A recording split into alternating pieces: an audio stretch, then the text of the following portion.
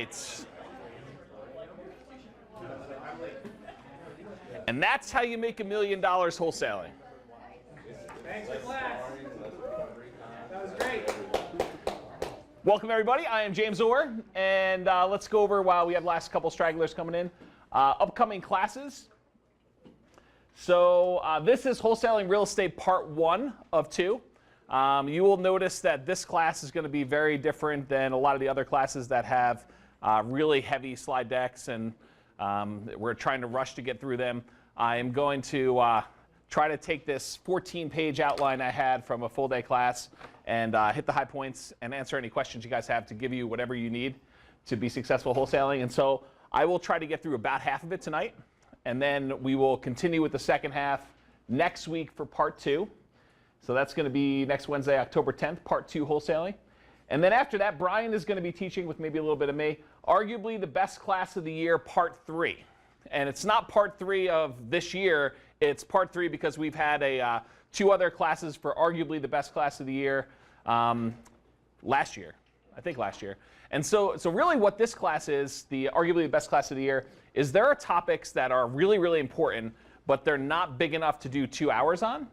And so what we've done is taken the 4 or so kind of like 30-minute or 20-minute segments that we really should teach somewhere and that we don't want to make a separate class for itself on, and we kind of broken those out into one class that is kind of like 4 mini classes. Or as Brian likes to say, we try to teach 4 2-hour classes in one night. So do you know what we're doing for those? We talked about that? You want the mic, please? Okay. So Brian doesn't know what we're going to teach there. I have a couple ideas for mine. I don't know what you're teaching. Brian has a couple ideas for his. Would you pass this mic to Brian? There you go. Is there anything that someone would like a topic on? If they want to, they can let us know, or we'll just teach the 4 that we had outlined. Because I think we had some we were discussing via email.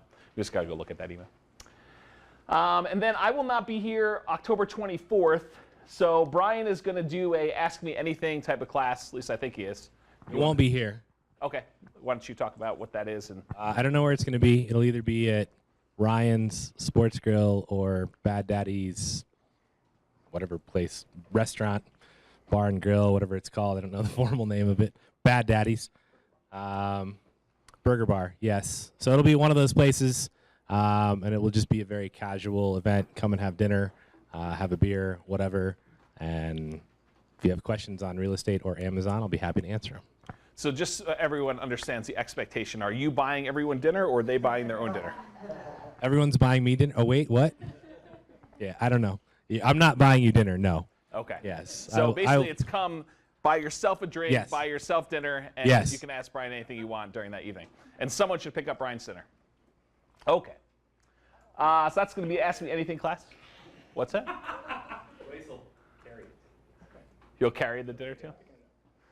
That's good. And then the week after that happens to be Halloween, which is All Saints Day, and we are not having class on All Hallows Eve. So that will be no class on that night. And then after that, November 7th, how many people have come to the real estate partnerships class before? Raise your hand, please. 1, 2, 3. There's only 3 of you in this room that have come to the partnerships class? That's incredible. That is incredible. Okay, so Brian, if you would grab the mic and talk about what you normally teach in the partnerships class, because I'm really surprised not that many people have come, and it's probably what I would actually consider the best class we teach. It's definitely up there. I don't know if it's the best, but so partnerships is 2 parts. The first part will be November 7th. The next part will be November 14th. November 7th, I will basically teach you how to structure partnerships. So if you're interested, whether you are a loan partner, money partner, deal finder, wholesaler, whatever it is, we will walk through how to structure partnerships and what you need to do and why everything is important, because there's a ton of stuff to learn. And then the second night, November 14th, which is actually, in my opinion, more important. You can miss one. You don't have to come to both. But don't wuss out and not come to the second night, because the second night is where you get to practice. We actually do a live mock scenario in the room. It's an open market. You will get a game piece that tells you if you're a money partner, a loan partner, a deal finder, and what kind of criteria you need to go make a deal. And then you will need to go and negotiate with people that you don't know. And you will learn how to negotiate. And then at the end, we will review the deals. And it will be completely eye-opening as to, oh my gosh, I only got 10%. Someone else got 40% in my same role. Why is that? So you get to practice without losing any money. So if you like to lose money, don't bother coming to class. Stay at home and go partner with somebody and lose a lot of money. Or come to class and learn how to do it the right way, and then don't lose money when you're actually building partnerships. Yeah, so that's going to be a really good class. You guys should come to both those. Any questions on upcoming classes? Sweet. So introduction. So I'll do a couple things. Important note, please do not take photos of slides or record audio or video of NCREC presentations. We will make recordings available on jamesdoor.com. And how many people are not aware that we have a podcast? Please raise your hand. Okay. So there's a podcast. There's 125 of these classes already on there. There's going to be a slide with the address, so get ready to write that down. It's usually on all the invitations you get from Meetup. Is there anyone who is not getting emails from Meetup? Everyone's getting this. So they should be on the bottom of those. And there's like 125 of the previously recorded classes covering everything you need to know from, I don't know, tenant screening to deal selection, deal finding, deal analysis. I mean, anything you need to know, we've at this point taught every single class. Wholesaling is one of the last gaps because our market is really hard to wholesale in, and I've been delaying teaching this class because you guys would really struggle in this market wholesaling. It's starting to see the smallest softening of the market, and we'll talk about that a little bit tonight, where there's probably some opportunities to do some stuff, but this is to make sure that you're ready when the market is ready, which it's not quite 100% there. So recordings are going to be available there. Do not take photos of slides or record audio.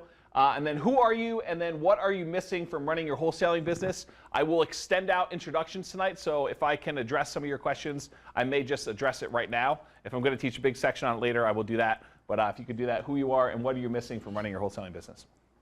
I'm Kevin, and I don't have a wholesale business or plan to have one in the near future. Awesome. Welcome to class. I'm Kim, and I haven't done a whole lot of wholesaling either. I have trouble finding people who are doing the wholesaling because it's a lot of work, I think, on their part to do it. So I haven't got connections. Totally. I thought you were doing wholesaling early on, like, I don't know, 5 years ago, 10 years ago now. That's when I was researching it and getting into it with another girlfriend who didn't work out, so I should have partnerships before I went in on that one. She was wholesaling and we were doing stuff together. So awesome. And just so everyone knows, the microphone is not projecting your voice in room. It is recording the audio from you for the podcast. So if you listen to the podcast and you can't hear someone's answer and you see someone not using the mic tonight, you should give them the evil glare. You should say, you guys need to talk into the mic because I can't hear you when I listen to the podcast if I miss class. So please use the microphone, even though it's not projecting your voice in room. Go ahead, John. I'm John. I'm with Kim. Awesome. Thank you. I'm Kurt, and I'm not really interested in wholesaling myself, but I'm looking for partners or wholesalers that I can work with. Okay, awesome. Kathy and I, we're together. Okay, awesome. Very cool. Hey, just out of curiosity, before we get too far around the room, raise your hand if you are looking for wholesalers right now, because we're going to get this out of the way. So there's 1, 2, 3, 4, 5 or so people that are looking for wholesalers. How many people want to start a wholesaling business? Raise your hand. Okay, why is everyone else here? We're so entertaining when it goes down. What's that? For when it goes down to know how to do it. Okay. All right, cool. I'm just kind of curious. Partly to learn what wholesaling is. What wholesaling is? Oh, okay, awesome. Traffic was bad. It's hard to get home. They're like, we'll just hang out here. All right, that's pretty funny. This is your normal Wednesday. You don't even look at the schedule? There's a lot of people that do that. They're like, I don't even know what they're teaching tonight. Something good. For the record, when we don't have class. Where's your mic? I don't need a mic. When we don't have class, it's really weird, isn't it? Yeah. Yeah. You have to repeat that. When there's not class, it's really weird. Yeah. Like my nipples tingle and stuff when I don't have class. Go ahead, Dan. That's a real phenomenon. Not for class, but that's a real phenomenon. All right.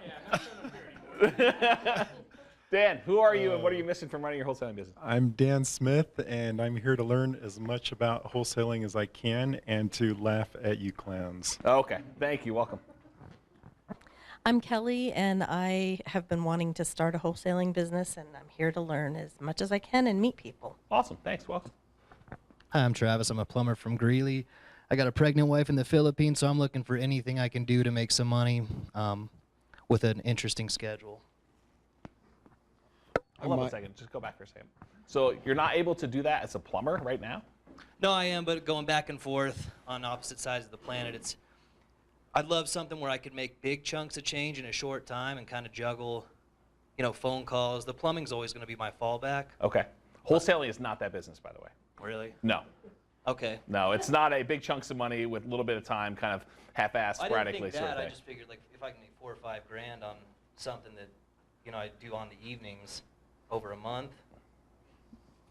I talk to a lot of people who, some of them seem interested in selling houses, so.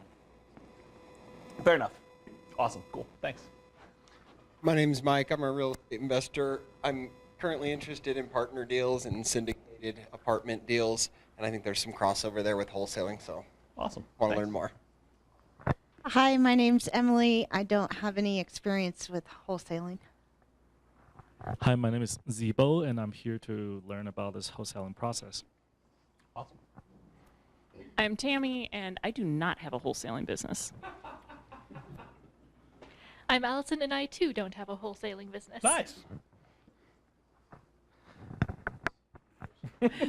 I'm Laura. I tried to start some wholesaling years ago with another lady that I met, trying to partner up, and it just kind of life changes, and we just fizzled. So I'd like to learn more. Awesome. Thanks. I'm Al. I'm here with Laura. I'm Sai. I don't have a wholesaling business. I'm just here to learn. Very cool. I'm Patrick. I was actually connected to Brian, and Brian suggested I came here to learn and introduce myself to Brian. So it just so happens that this is wholesaling class. How'd you meet Brian? Brian Mainline gave me his contact information, so reached out to him, and he suggested I came here. Very cool. So. I'm Dan. Al and Laura are my neighbors, and I'm just here to learn about wholesaling. Oh, very cool. Thanks. Welcome. I'm Melissa. This is my husband, Travis. We're fairly new investors, and we just are trying to learn as much as we can about everything and kind of find our niche. But wholesaling definitely interests us, and see if we can learn more about it. What about wholesaling is interesting? I think just the idea of helping other people. I like the idea of, I think we started this wanting to do rehabbing more than anything else, and wholesaling was something that we didn't know anything about.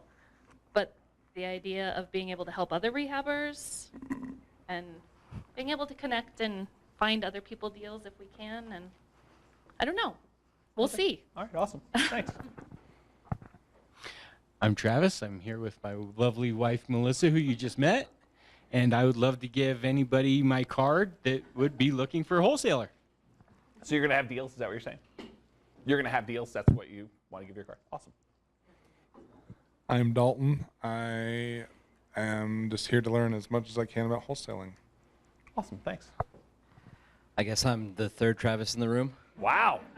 That's a switch. Yeah. Yeah, normally it's Brian. We're here to compete with Brian, apparently. Yeah. Nice. No, we're just looking, we're fairly new to investing as well and wanting to add wholesaling to our portfolio. Not looking to specifically just wholesale, but like to add wholesaling to the portfolio. Okay, are you doing marketing to find deals right now? Mm-hmm. Okay, good. That's the ideal setup. Hi, I'm Mariah. I'm with Travis number 3. Nice. And doing the same stuff. Awesome. Hello, I'm Nicholas. I'm looking for investors in the room to present deals to. If I come across a smoking deal and I can help anybody out to assign the contract over and make a few bucks in between. Hi, I'm Austin, and I'm not into wholesaling, but just here to learn and see if I might be. Awesome. I'm Michelle, and Austin is my husband. Nice. I'm Brandon, nomad, long-term buy and hold. Here to learn about wholesaling. I'm Nick, and I have absolutely zero knowledge on this, so I'm just here to learn. My name is Brian, 8 to 5. I do insurance, and happy to talk to anybody after class if you got questions on your portfolio or anything. And I do not have a wholesaling business, nor do I plan on starting one. Awesome. Thank you.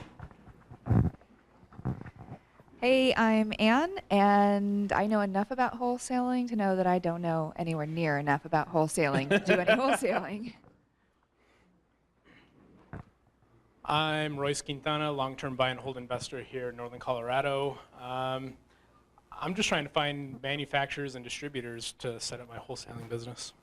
Very strong. Very strong. Wrong class? Wrong class. Well played.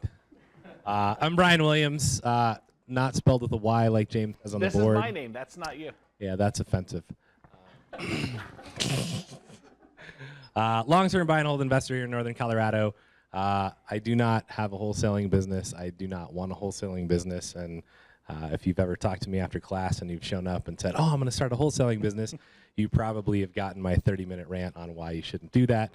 So this will be an interesting class. Yes, it will.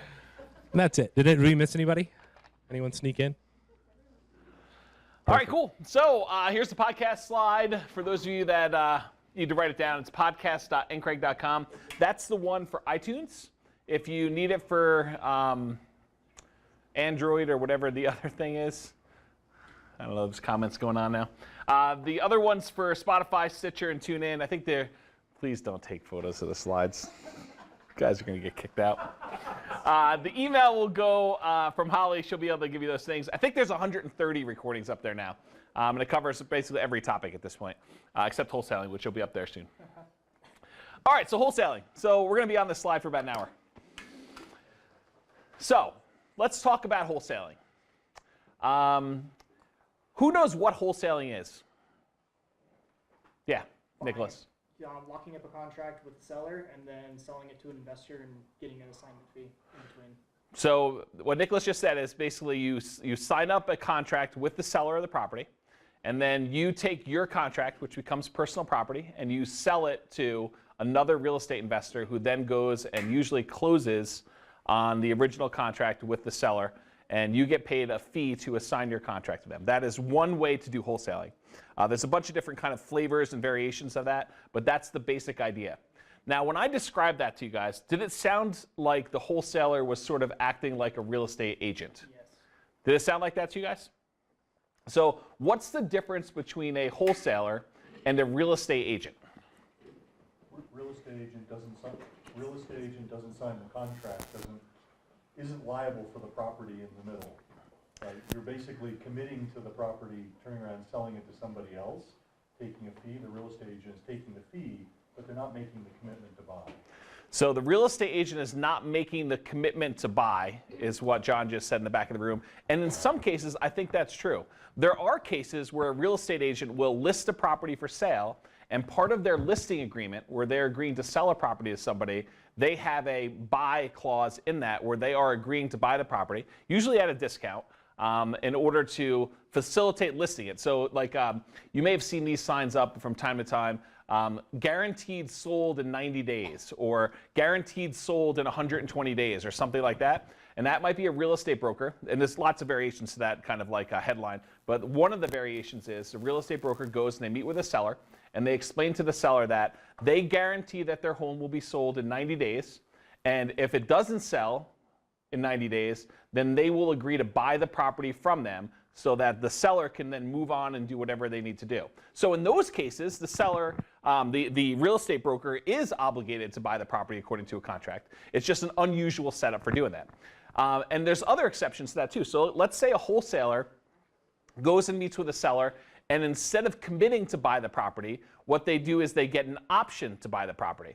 And so in that way, the wholesaler is not committing to buy the property. So I don't think the distinction is that they are absolutely committing, although in a lot of cases that is absolutely true. The wholesaler is going in and they're getting a contract to be able to buy the property. And if they don't wholesale to somebody, then they are in default of that agreement.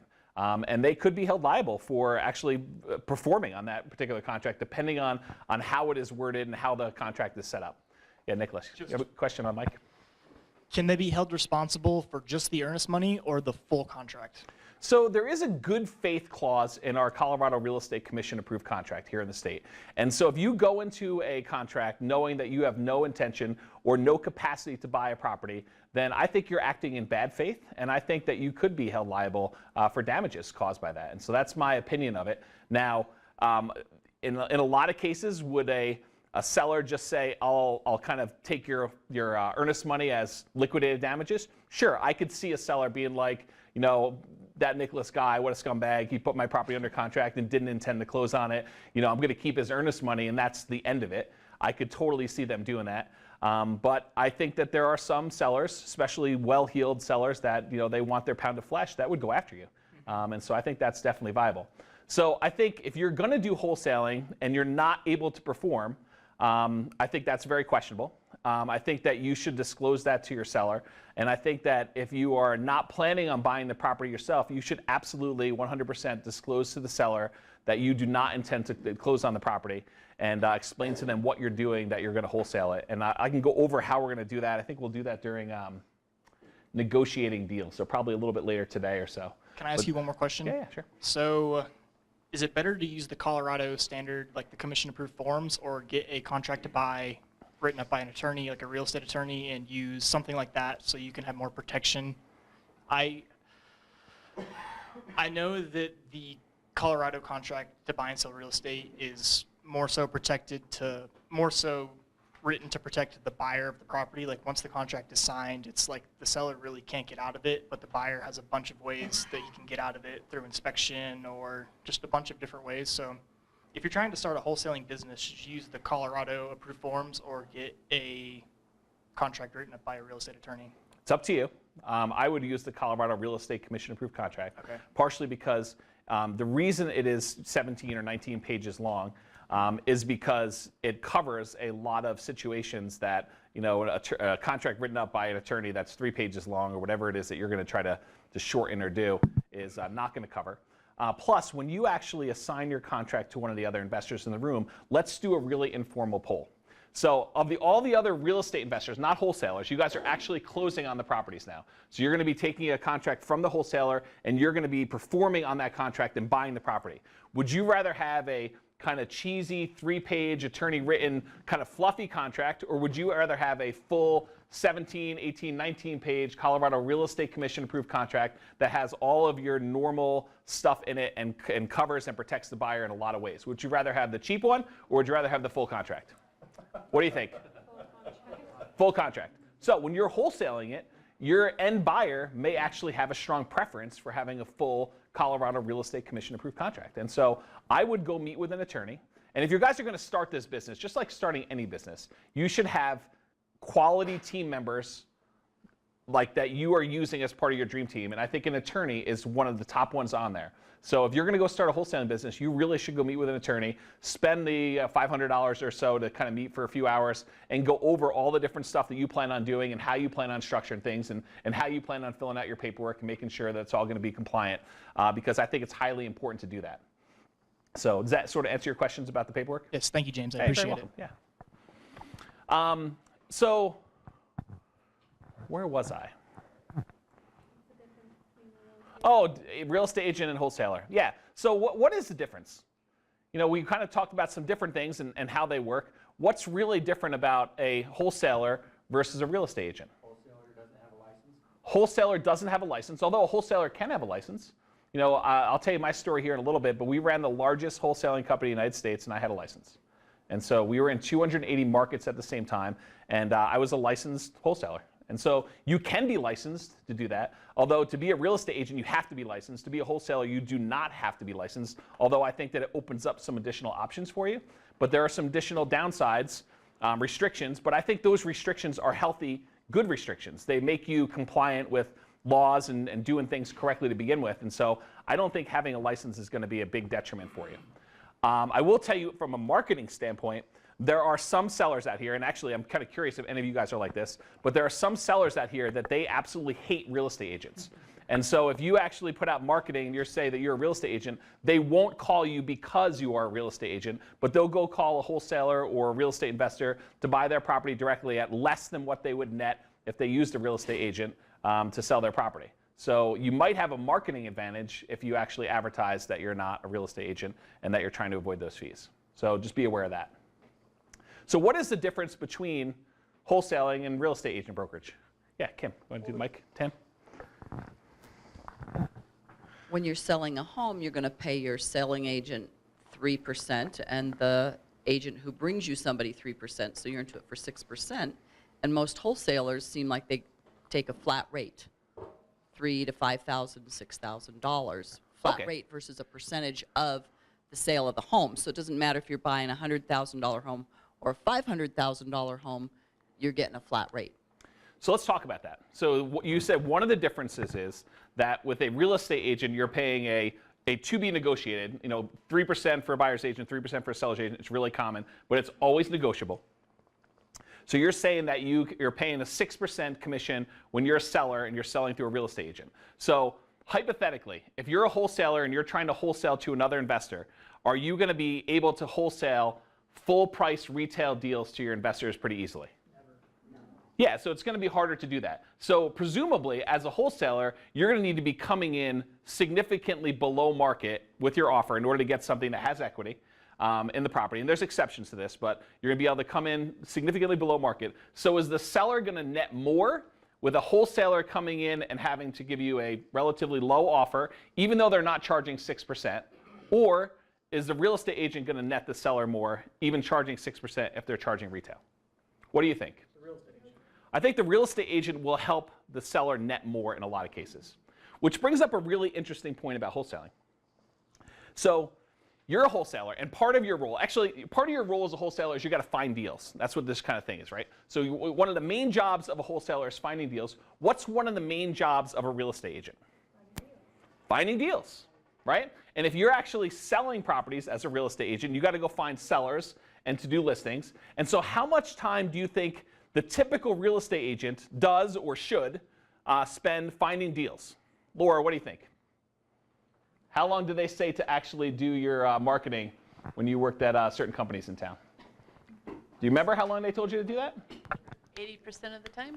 I don't think it's quite 80% of the time, but the general rule of thumb is the real estate brokerages that I've actually gone to their training for, they recommend 3 hours a day spent finding sellers as a real estate agent, okay? So if you're out there as a real estate agent trying to find sellers for 3 hours a day and trying to drum up business, do you think you're going to be able to do this part-times and evenings? It's going to be hard, right? I mean, if the real estate agents are able to do that, and as a wholesaler, do you need to find really great deals, or does anyone who just happens to want to sell for a full retail price matter? Smoking deals. Yeah, they need to be great deals. So if you're a real estate agent, can you get by finding a property that's full price? Somebody who's like, hey, listen, it's $200,000 property. I want $200,000 for it. Can you find sellers that want retail price pretty easily? Right? Now, for a wholesaler, do you need to get that property at $200,000 or do you need to get it at a big discount? Big discount. Is it easier to find a big discount or is it easier to find the full retail price ones? Full retail price. So for real estate agents, it's easier to find deals to list than it is for a wholesaler to find deals. Right? Isn't that kind of interesting to think about?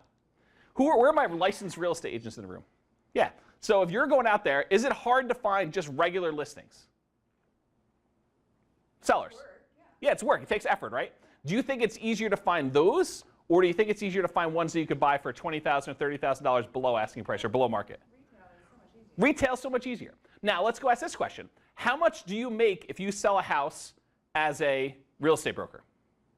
Let's say it's a $300,000 property. How much do you make typically? Yeah, 3% or $9,000. How much of a wholesale fee do you think you'd get if you found a $300,000 property that you could buy for $270,000? You're lucky to get like 3 or 4 grand. 3 or 4 grand, I hear. What else? How many people think another number? You think you can get more? Probably not. As a wholesaler, are you having to go find both the seller and then go find the buyer, or are you just able to find one or the other as a wholesaler? Got to find both. As a real estate agent, are you finding both the seller and the buyer, or just one? If you find both, you get paid more. If you find both, you get paid twice as much. But you really only need to find one. And you can walk away. And do you have any obligation? We talked about John saying you're under obligation to buy the property. You're going in there and you're signing on that contract saying that you intend to buy the property.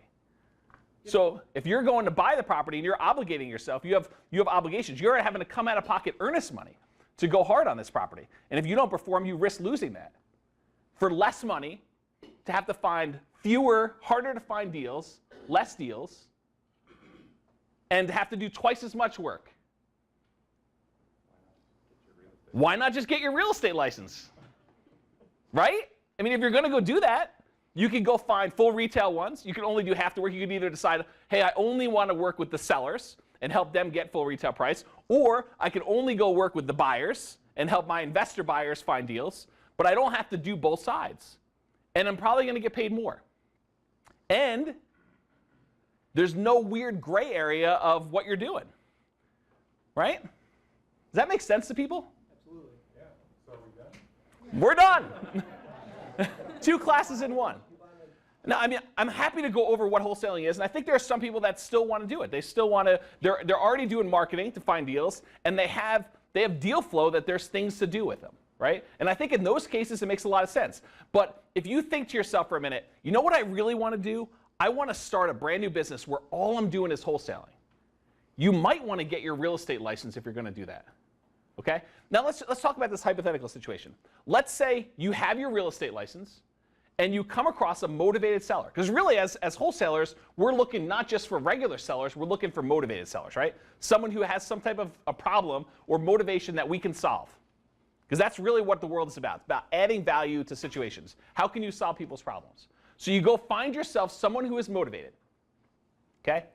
If you're a wholesaler, you need to go and get an offer such that you're getting a discount on that property with enough spread that you can go find another real estate investor who's going to pay you a fee and take over that deal and then close with them. If you were a real estate agent and you were wanting to help people, where's my helping people? You're my helping people one? If you want to go help people, couldn't you go and help the seller get more money, have more money in their pocket, and have a homeowner, or maybe it is another real estate investor, come in, buy the property, do the fix-up, and do that? I mean, isn't that helping somebody? So who do you want to help? Do you want to help the investors get like really big discounts on deals? Or do you want to help the seller get the most money for their stuff? I got a call from a seller yesterday afternoon, kind of a sad situation. The seller, I don't know the guy. A seller called me because he found my number on the investor website. And he said, I need an investor to come buy my house and rent it back to me. My wife passed away late last year. I lost my Social Security from my spouse, and I can no longer afford my property. Right? Is that a seller you want to come in and buy a property at a big discount from? I don't know. Could you do that like subject to? Sure, you can buy it subject to. Do you want to have someone who can't afford their current mortgage renting back a property from you? No. Yeah, I actually asked him about a reverse mortgage, and he doesn't qualify for it. So it's a hard situation. So which person do you want to help? Do you want to be helping the investors, or do you want to be helping the sellers in that case? Okay? All right, so let's kind of dig into this a little bit. So finding deals. Here's what basically wholesalers do. And I want you to, when I explain to you what wholesalers do, I want you to think about it in terms of what real estate agents do as well. Because you may decide, hey, I want to do this sort of business, but I could actually make more money with a real estate license than I could if I was just wholesaling. And so let's talk about what they do and see how that goes. There's a seat right here, too, if you want to get that, Ken. So here it is. Find deals. So we're going to talk a lot about different marketing. I brought a whole bunch of examples of marketing. I've been collecting this over the last few years. Whenever somebody sends me marketing to buy one of my properties, I just kind of stick it in my file. And so I've got lots of samples. I got a whole bunch of stuff that I've done. Oh, and in case you guys don't know this, so I'm a real estate broker. I don't do wholesaling per se anymore. But at one time, I ran the largest wholesaling company in the United States. We were in 280 markets simultaneously. And we were trying to, my goal was to have one property that we were marketing in every single one of those 280 markets at any given time. So we'd find deals, we'd do deal analysis on them. I had lists of different investors in each one of those 280 markets. And when I get a new deal, I'd write software that did this massive deal analysis for it. Then I'd email blast out to the individual lists that I had for that city. They'd go read the analysis of it. If they were interested in it, they would actually request more information, and I would put them in touch with the local person on the ground in that market to actually do the deal, and I would collect a fee. I'd either do a wholesale fee if it was another investor or it's a deal that we found or a seller directly, or in some cases I actually would do a referral fee as a real estate broker. Okay, so that's another way to do it. And we were doing this in 280 markets. So if you're kind of wondering, you know, is this sort of fluff? Is kind of James, does he know what he's talking about? I've done it both here locally when we were doing a ton of marketing to find deals for ourselves, and we wholesaled the deals that didn't make sense for our portfolio. We did it nationwide in 280 markets, and I don't do it anymore. And so part of the beginning of the class and kind of being true to myself is explaining to you why I don't do wholesaling anymore. And I think once I explain to you why we do the real estate license thing, I think you see it now, right?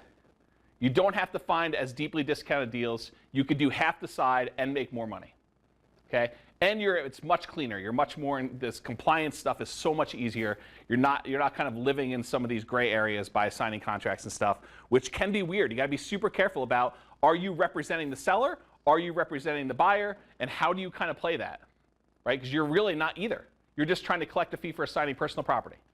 Or double closing on the property and immediately selling it to another investor for a profit. Okay?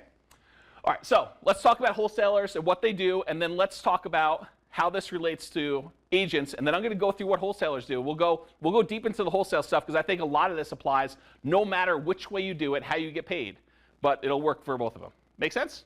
Okay, so find deals. We're going to go through a ton of marketing, analyze deals. How do you analyze deals as a wholesaler? Brian teaches a bunch of classes on deal analysis, tells you how to use a spreadsheet. We have a couple of classes on analyzing fix and flips. I think we have a couple classes on how to analyze creative deals like subject to and lease options and things of that nature. So, you know, we do all this deal analysis, but how do you analyze a deal if you're a wholesaler? What are you doing? What's that? So we will determine market value. That's definitely one of the things we're doing if we need to buy at a discount. That's one way to analyze a deal. But what are we really doing? This deal analysis part of it, what are we really doing? Are we analyzing this based on our investment criteria? When we're analyzing, are we saying, hey, listen, I want to see $100 a month positive cash on a property, so I'm going to analyze it for that, and if it's not $100, I'm just going to pass. Is that what we're doing? Your investor's portfolio. What was the question? You do what your investors want. Yeah, so we're analyzing deals for our investor buyer list. We're not analyzing deals for us. So you need to not only know all of your buyers and what they want and how they analyze deals, and by the way, there's a lot of variation in how to analyze deals. And I think this is one of Brian's complaints about wholesaling, is that a lot of people come in, they watch late night TV, they go read a book, they go to a $300 weekend seminar, or $3,000 weekend seminar, or $30,000 coaching program, and then they come here and they're like, I want to wholesale. All right? You hear this all the time. And Brian goes and talks to him after class, and we call Brian the killer of dreams. Because basically he makes people cry after class all the time. You know, they go and they spend $30,000 and they talk to Brian and they're out in the parking lot in tears. So that's when I go out there and I give them some popcorn and tell them, come back, please. So we do that. So anyway, Brian basically kills dreams because what is he telling them? Everyone else tells you wholesaling is the way to get started. It's the easiest way to do it. You're not risking any of your own money, which is not true, by the way, because you're spending a lot of money on marketing and you're putting up earnest money in a lot of cases. Okay? So they'll tell you you don't have to put up any of your own money. You can make as much as you want. Yeah, so can real estate agents, right? You can do as much as you want, and it's easy. You kind of learn as you go. You get to kind of build your team. You kind of get to look at deal flow, and then you'll be able to use your profits from wholesaling to put up down payments to buy and hold. Because presumably the end goal is doing buy and hold, right? Isn't that what they talk about? You're trying to ultimately get to buy and hold. And you're using wholesaling as a way to make money short term. How many people came to the Amazon class last week, the kind of side hustle class? That is a better way to make money than wholesaling if you're trying to do something part-time and just make a little bit of extra money. Seriously. If you think you're going to be able to do this like weekends and evenings and kind of half-ass it, that's not how this works. It really is not. Now, you can go and start a side Amazon business, and Brian showed you, like, how many hours did you think it would do to like do $1,000 or $2,000 or $3,000 a month? Like, what's the time investment to kind of get up there? The plan that was on the board was essentially in 3 to 6 months you should be able to get to $1,000 a month in net profit.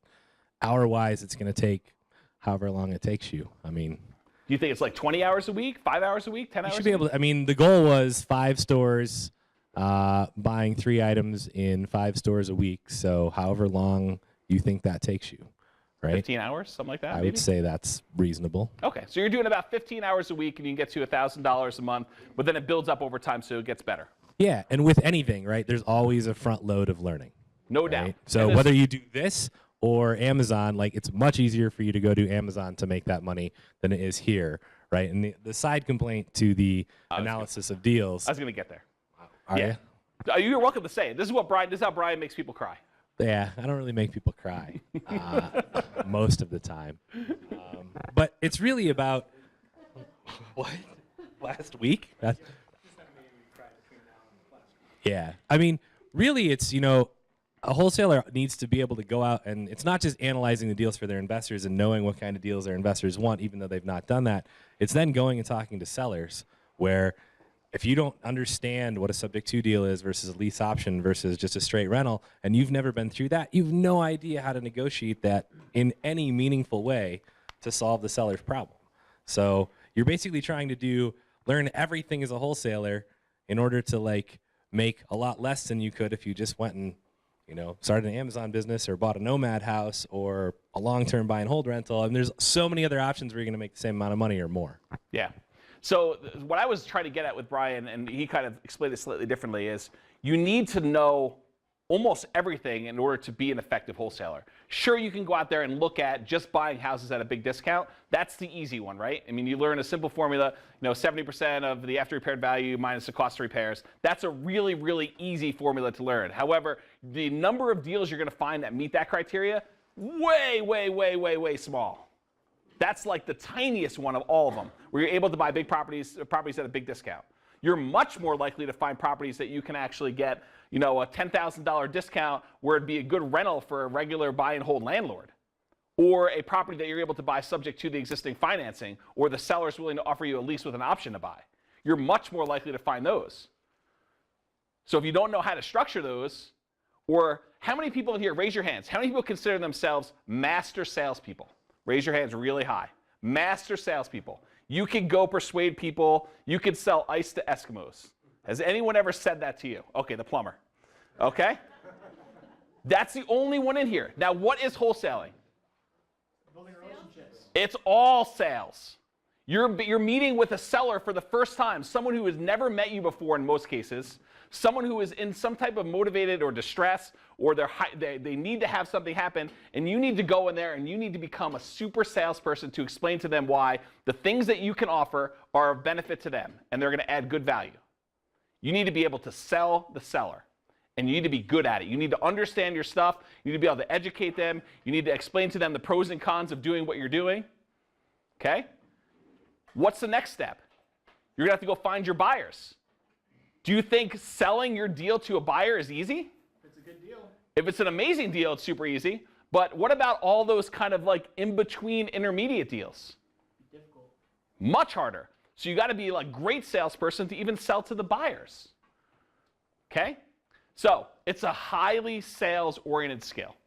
Now, how many people, they want to just go and kind of find properties by doing research online, doing a little bit of analysis, maybe a little bit of checking websites, checking values, running comps, kind of running numbers, and then you want to hand that off to someone else?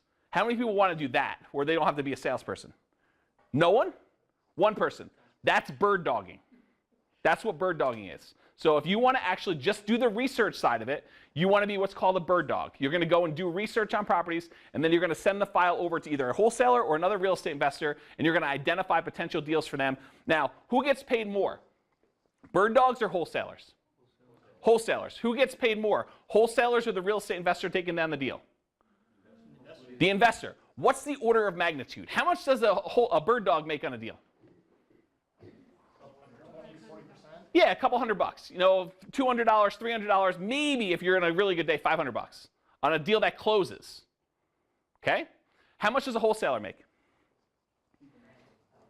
Yeah, a few grand. What's the rule of thumb? And by the way, I don't know if I've ever heard this anywhere else. It's a rule of thumb that I use personally in their business, and I've used it a lot, and I think it makes a lot of sense, and it's held relatively true. But what is the way to figure out what a wholesale fee should be on a deal? Anyone know? Let's say there's about $30,000 profit for the end investor. The end investor is going to go in there, they're going to buy the property, they're going to do some fix-up on it, and at the end of the day, they're going to make $30,000 profit on the deal. how much should the wholesaler make? Was it 10%? I think that's the rule of thumb. So 10% of the amount of profit the end investor will make, I think, is a reasonable wholesale fee.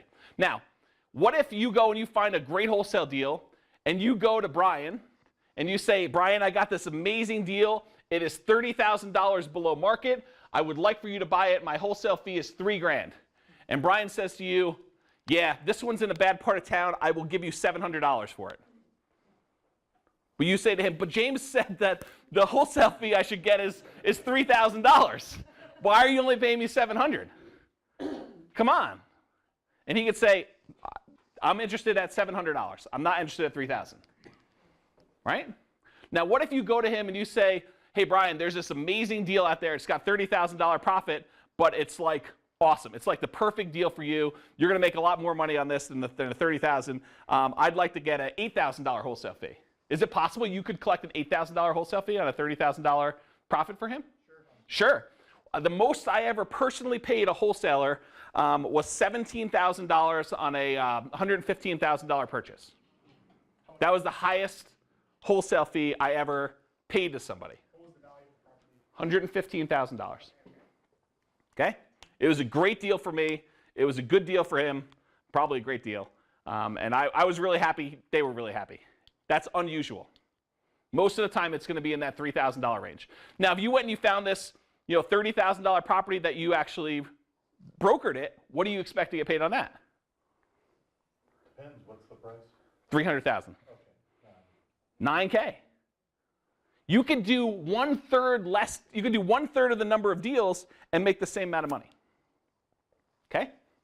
All right. So find deals, analyze deals. Remember, you're analyzing deals for your buyers, not for you. Okay?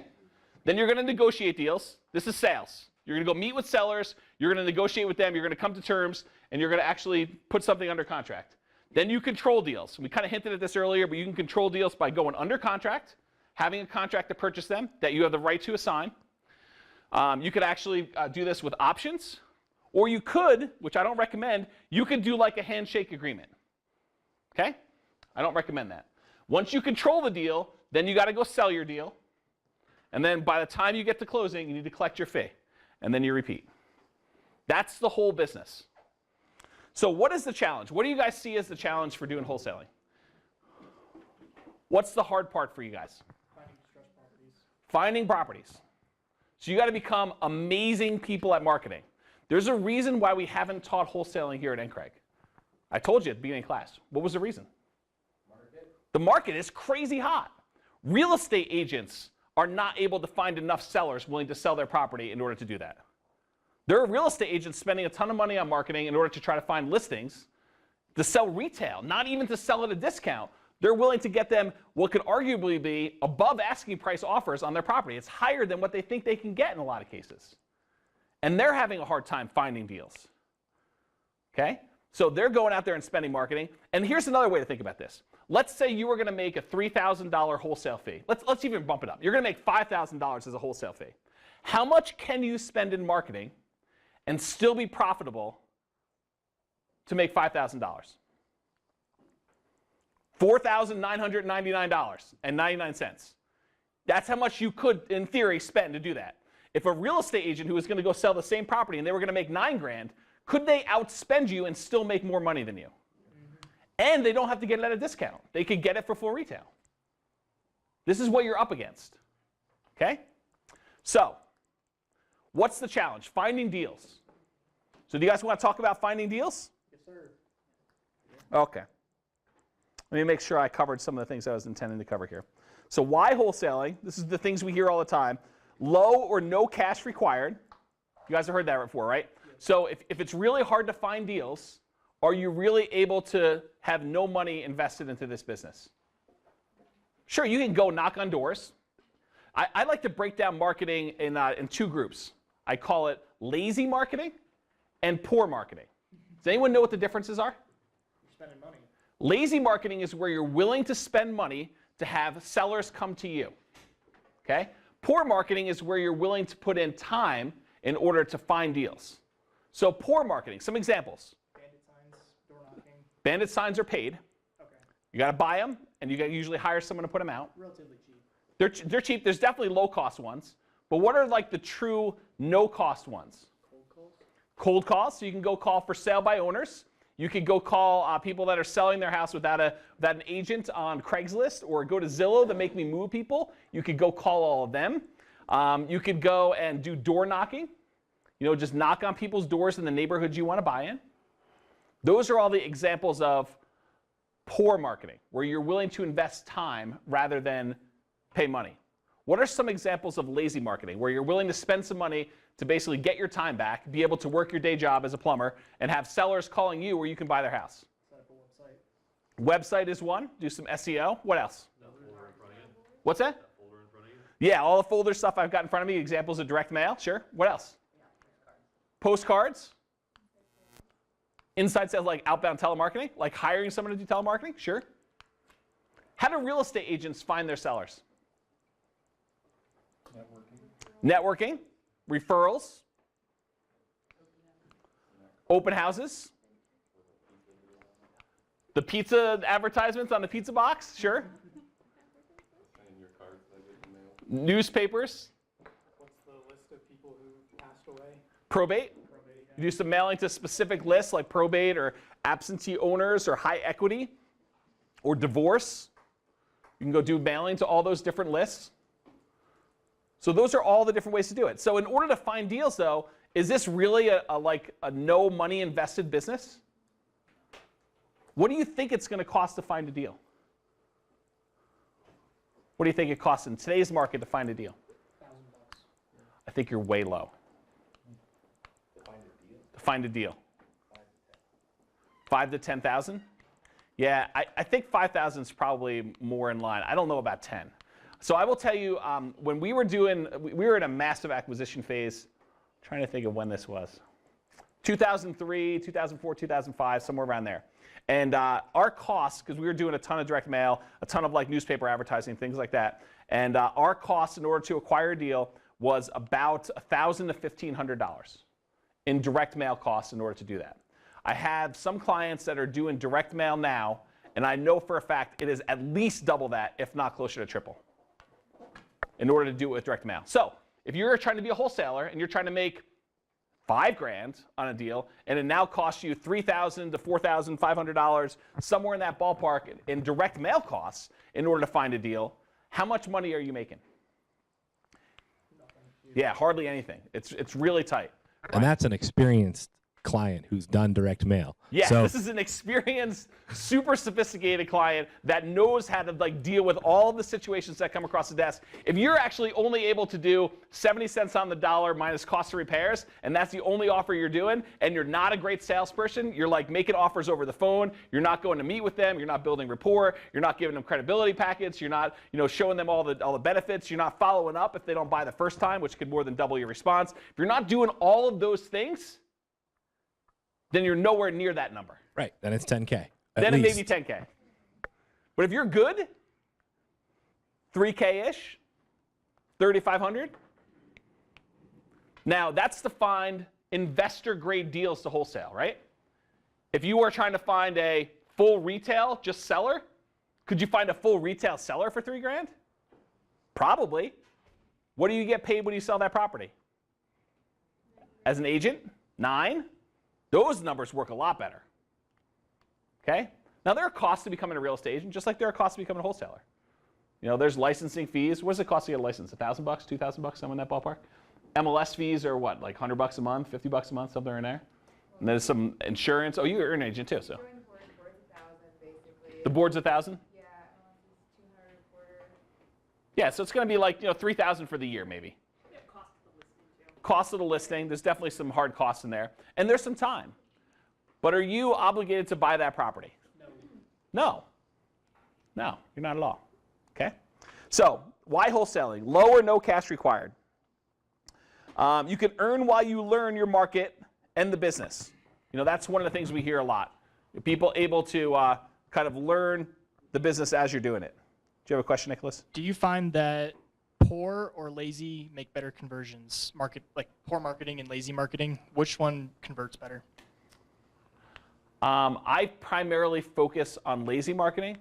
The poor marketing methods, when people call me, it's usually not, they're usually warmer leads, like they've been referred or something like that, but the deals are better for lazy, in my opinion. Because they're seeking you out, they're calling you Yeah, back. You're not, yeah. That's actually the whole concept of that is, and one of my mentors who passed away probably a decade ago now told me this, and he explained it this way: you want to be on the right side of the desk.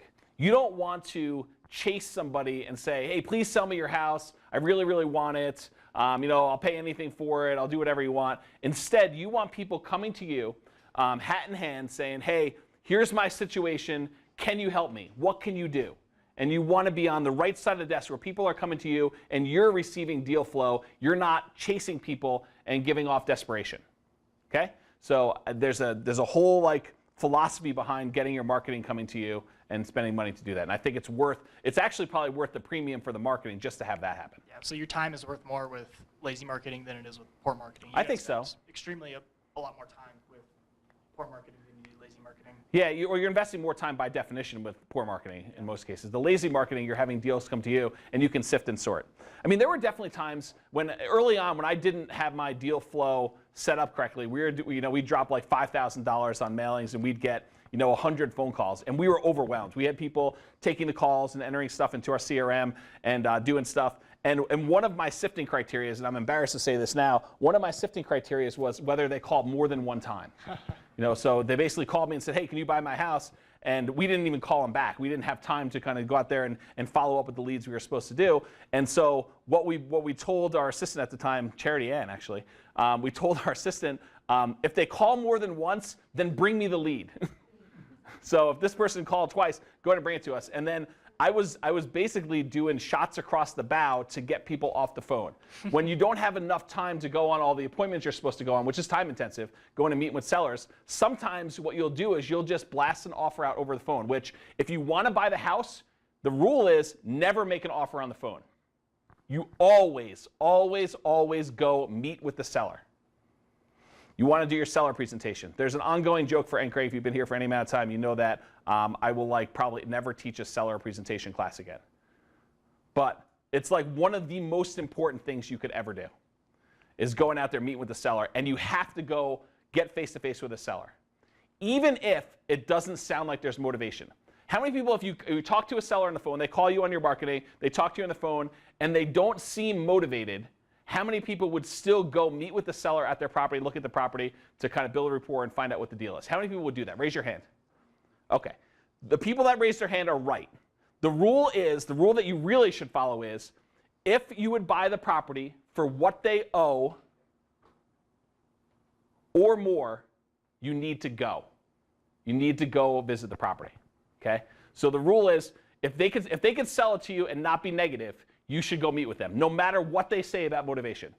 They could act totally unmotivated on the phone. You could go out there, meet with them, talk to them for an hour and a half, building rapport, looking at the house, kind of evaluating the situation, and then at the very end of the conversation, they can say to you, "So, are you interested? Because we need to know within the next 7 days we got a foreclosure notice and we're going to be foreclosed on in 7 days." You never would have known that, but they wouldn't tell you unless you actually got out there and spent time with them. They're not going to tell you on the phone. They're going to hide that motivation. Happens a lot more frequently than you'd imagine. And if you're new, you should go to all of them. And if you're new, you should go to all of them because you're spending, in many cases, $300, $400, $500 per phone call. Per phone call to make your phone ring. You need practice. You need practice. You need to be good. Yep. So some other reasons why people want to wholesale: earn while you learn the market and the business. Build up your dream team and network in advance. You're going to need a dream team in your network. You can rely on the real estate broker you're working with to kind of provide some of that, or go build up your own while you're doing wholesaling on the side thing. Build up your buyers list. How many people think building up the buyers list is going to be the hard part of this business, right? You got to go find deals. You got to analyze them. You got to analyze them based on your buyers list. You negotiate them. You control deals. How many people think this part here, selling deals to your buyers list, is going to be the difficult part of the business? Raise your hands. Yeah, not in this market. Okay?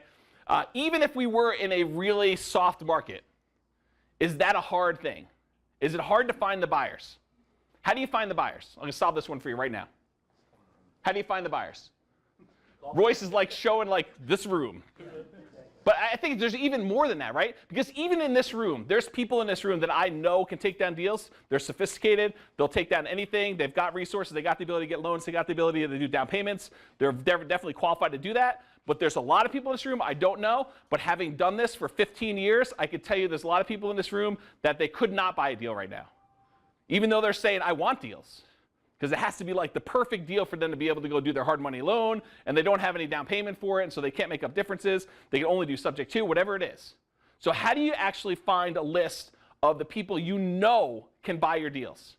Even in a soft market, not even right now, which we're not in a soft market. How can you find those guys? It's easy. Yeah, Royce just said it. Absentee owners. So you can go pull the list of anyone who bought a property, ideally ones in the neighborhoods you're trying to find deals in, or the types of deals that you're trying to wholesale. Someone who has bought properties in the last 6 months, or if you have to go back a little bit more, a year, and now you've got a mailing list of all the investors, absentee owners. That means that their tax bill is being sent to an address other than the property address. By definition, they are investors. They are absentee. They don't live there. And you want to find the ones, in my opinion, that live in town, that have a Fort Collins, Loveland, Greeley sort of area address, but it's not the property address. And if you can, go look back and find ones that have done this repeatedly, that have bought 2 or 3 a year, and they've done it for a little while. Those are your super qualified buyers. How many super qualified buyers do you need before they take every deal you find for them? 1. You need 1 super buyer that will take everything. If you find a great deal, they'll take everything. Because you're going to see the Pareto principle, the 80-20 rule. You're going to find out that 1 or 2 or 3 or 4 of your buyers are like your super buyers, and they're going to take down everything. So all you're really doing is you're getting a list of 100 people or 200 people that have bought stuff relatively recently that's ideally like your stuff. You're sending out a mailing to them, say, listen, I've got some deals, or here's an example of a deal I have. If you're interested in deals like this, let me know, and I'll put you on my priority VIP buyers list. And then you have a short list that you call people. You know, it's 2 or 3 or 4 or 5 investors. You call them, say, I got a deal, I need you to take it down. And the ones you want are the ones that are so sophisticated that they're like, what's the price? Where is it at? That street? Is it the greenhouse? I'm familiar with that street. I'll take it. On the phone like that. That's who you want. Someone who's super qualified.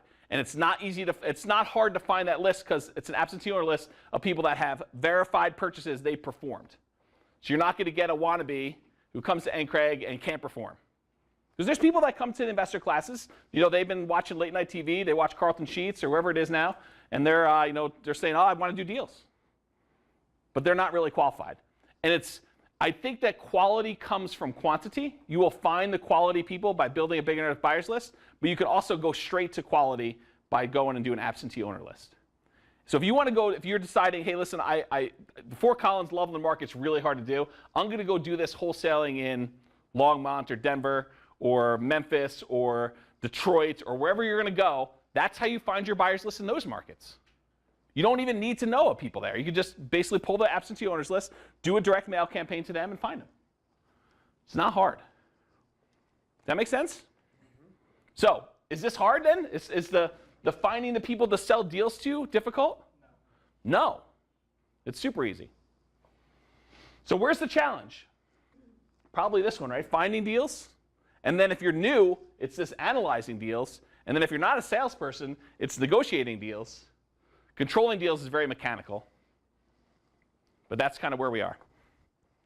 You have a question? Controlling deals, how long do you lock Microphone? the contract? Are you doing a 30-day contract? When you go into the process of controlling a deal, how long do you put in the contract for closing date? Like how many days out do you put closing date? If it's a smoking deal, 7 days. If it's going to be a little bit harder, 30 days. It just all depends on the buyer. Whatever you're going to negotiate. Okay. And certain sellers, they need certain time to do stuff. If it's an all-cash buyer and you're doing a flip on it, and the seller really wants to get out within like a week or 14 days or whatever it is, you could do that. But there's a lot of people that they need time. They really, one of the things they want is flexibility. Okay. It's not necessarily speed. Some people want speed. One of the questions I've had through this whole process is if you find a deal, your buyer has to have either they can't get a loan from the bank. It has to be hard money or cash from their bank. Absolutely not true. Absolutely not true. Nope. Okay. Sometimes it's true, but there are times when you can get a traditional loan. But they would have to go through inspection and all that stuff with the bank.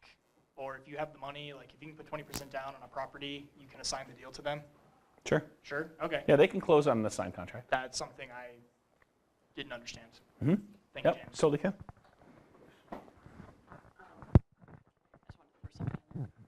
Are you going to mention that if you use the Colorado contract to buy and sell, it is automatically not assignable, so you either have to add something to additional provisions or buy in an LLC so that you can transfer it, but then again it comes back to a transparency issue? Yeah, so we're going to cover that during control Okay, deals. okay. But yeah, I mean, what she said is absolutely true. The Colorado Real Estate Commission, about, I don't know, 5 years ago, 7 years ago now, they removed the checkbox for whether or not a contract is assignable. So by default, the Colorado Real Estate Commission approved contract is not assignable. So you will need to handwrite into additional provisions that you have the right to assign the contract. And so that you need to make sure that your seller understands what you're doing and why you're adding that in there, what it means. Or you have a LLC, that the LLC is actually the entity that is under contract, and you could have your end buyer take over control of your LLC and close in the same LLC, just now they are the owner of it. So that is another way to do it. So another reason why wholesaling. Find your niche. You can decide whether you're going to do single-family homes or multifamily, residential, commercial, because you can wholesale all different stuff, right? You don't have to wholesale single-family homes. We primarily focus on that because that's been my experience, but you could decide, hey, listen, I'm a apartment building wholesaler, and you go out around the country and you do marketing to apartment owners and you find deals. There's a really interesting book on this, actually. It's called Winning Through Intimidation. I think they changed the title because it was like, they changed the title because it was not PC, but that's the original title. You go look for it online, you can find it. It's an older book, it's from the 1970s or so, but it's a book about a guy that was, he was being intimidated by these big players. It sounds a lot worse than it is, but he was being intimidated by these big players, kind of an old boys kind of club of doing apartment buildings and things like that, and he wanted to break into that, and so he overcame that and was able to establish relationships and make deals with big apartments. And so it's a pretty interesting read. It's an older book, but it's worth reading. I forget where I was going with that. Oh, basically wholesaling, you can wholesale apartment buildings. You can decide to go around to the country and do marketing just to apartment buildings. Instead of doing direct mail to the neighborhoods you want to buy around here, just say, listen, I only want to do stuff that's 100 units or up. Do you think your wholesale fee on 100-unit apartment buildings is going to be higher or lower than single-family homes? Much higher. Yeah, right? And so if you're going to do the work, which one are you going to pick? If you're going to have to talk to a lot of sellers, you're going to have to talk to a lot of buyers and build your buyers lists and kind of do stuff, would you rather voluntarily get paid a $500 fee for bird dogging, $3,000 fee for wholesaling, $30,000 fee for doing real estate investing, $9,000 fee for doing real estate brokerage? Which one do you want to do? And you get to decide. It's your choice. So you guys get to decide what business you're going to do. So niche, we've been buying and renting for long-term wealth building. We've been buying and selling to a tenant buyer. Are you doing lease options? I think there's an opportunity for doing wholesaling of lease option deals. And I think there's some interesting, almost like reverse wholesaling is a weird twisted way of looking at it. But you can go find the tenant buyer and wholesale a tenant buyer to an investor. You guys understand what I mean by that? Anyone not understand what I mean by that? I don't. Okay, so instead of marketing to find motivated sellers, because motivated sellers are how you make the deal, right? The seller is going to sell you a property. They're going to trade their equity for something of value, and I'll talk more about that later. But they're going to basically say, hey, listen, I'll sell you this property, and there's going to be a profit in it for you. It's your reason for getting involved. But that's not the only thing you can wholesale. Instead, you could say, I want to go do marketing and find a tenant buyer, someone who had some credit challenges, a bankruptcy, a foreclosure, a short sale. They just transferred to town. They don't have job history. They just started a new business. Their business is doing great, but they don't have the tax returns to qualify for a loan. And what they're looking for is an investor who is willing to buy a property and let them rent it for a year or two or three, and then they're going to actually buy it from the investor. And we talked about this during the class where we talked about the two best strategies working in our marketplace. One of the best strategies working right now in our marketplace is lease options. And if you can go find those tenant buyers, someone who's got an option fee, a large option fee, and they are looking for that opportunity for the investor to be able to go buy a property, rent it back to them, and give them an option to buy it within the next year or two or three, those are worth money. okay? Let's just do a really informal poll. Of the investors in the room who would actually accept a tenant buyer coming in with a $15,000, $20,000 option fee, and they would go buy a property from the MLS and lease option it to them, would you please raise your hand? There you go. So those are your investor buyers, okay? So if you go out there and you market to find tenant buyers, someone who's got that $20,000 down option fee rather, and they're willing to actually, they're looking to have an investor do that, you could go find them and get paid a fee for those guys. Yeah, question. Where's the microphone? Tim? Do you split, the wholesaler who finds the tenant buyer splits the option fee with the investor? How does the wholesaler get paid in that situation? However you negotiate it. Okay. So it could be that you are employed by that investor and you actually get paid a fee for doing a job for them. Okay. It could be that you are getting part of the option fee, although I personally probably wouldn't structure it that way. But it's all negotiable. I mean, just like before, we talked about you have to be a salesperson. You have to negotiate your sales skills and do it. And I will tell you, you coming in with someone that has $50,000 as an option fee is worth more than someone who's coming in with $5,000. Absolutely. And so it may be some type of weird sliding scale based on that. Okay. But you can find out. It's all negotiable. Thank you, James. Yeah, you're welcome. Yep, how to do the lease options? Yeah.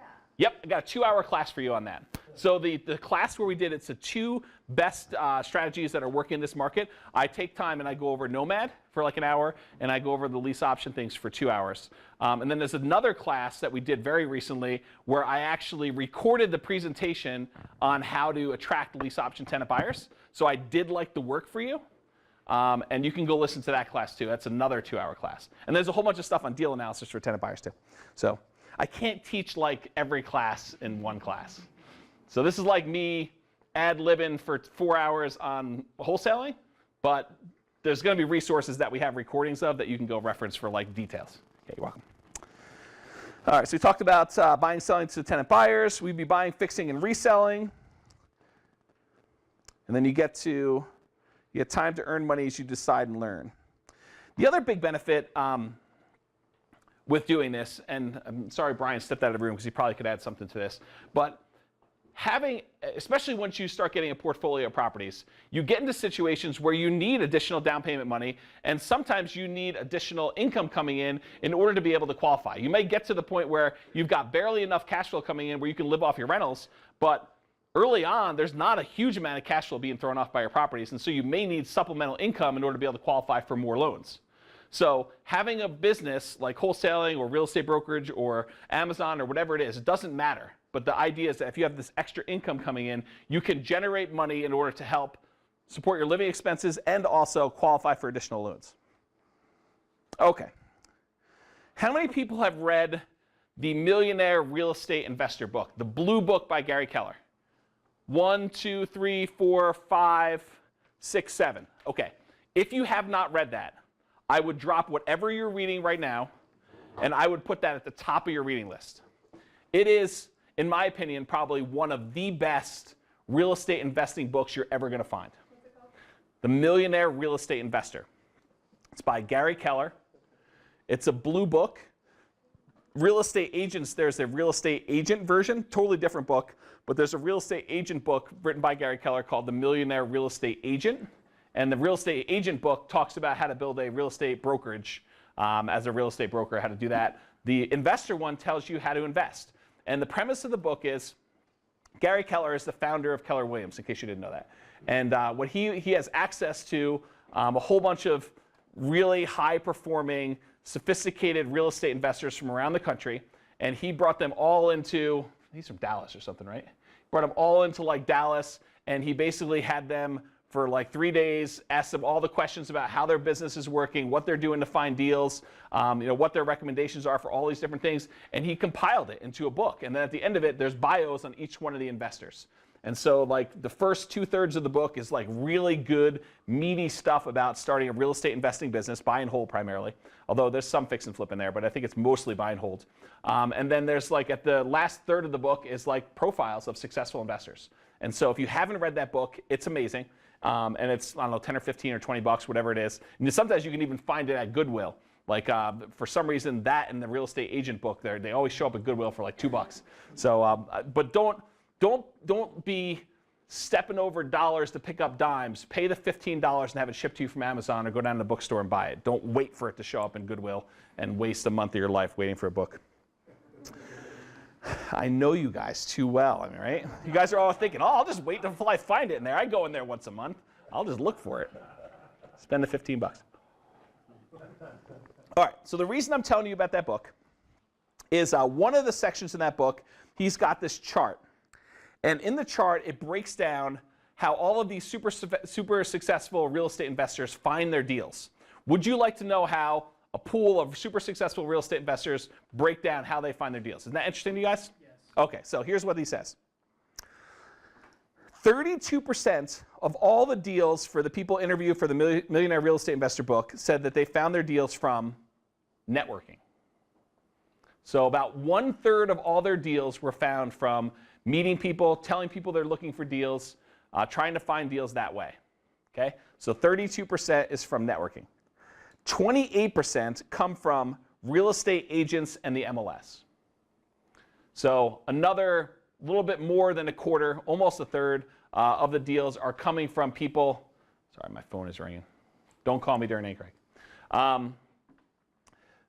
Most of the people are finding Royce. Yeah. That's funny.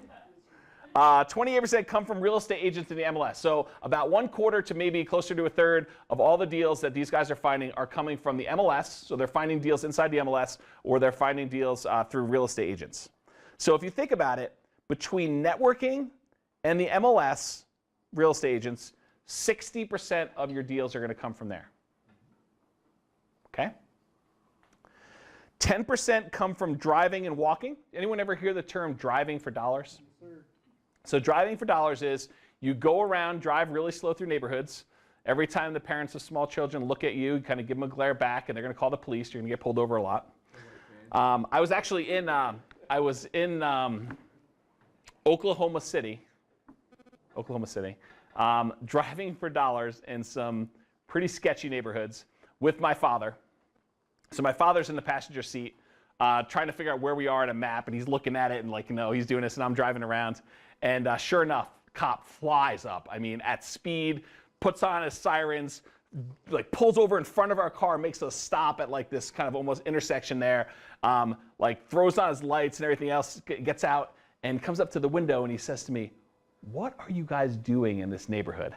And I was like, "We're looking at houses." He's like, "You must not be from around here." I had different plates and stuff too. He's like, "This is a bad neighborhood. You should not be in here.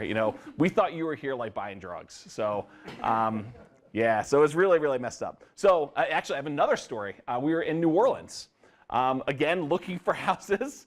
For some reason, we thought, Tammy and I were recently married. We had one small child, like a 1-year-old-ish, 6-month-old, something like that. And we had the baby in the back of the car. Tammy's back there, with the baby in the reverse seat. We were in a Ford Explorer, driving through some really sketchy parts of New Orleans. We're driving, and we see this crowd of people on the street, up at a liquor store. Houses were boarded up. We're like, oh, yeah, Tammy and I were like, $10,000 houses. We got to go look.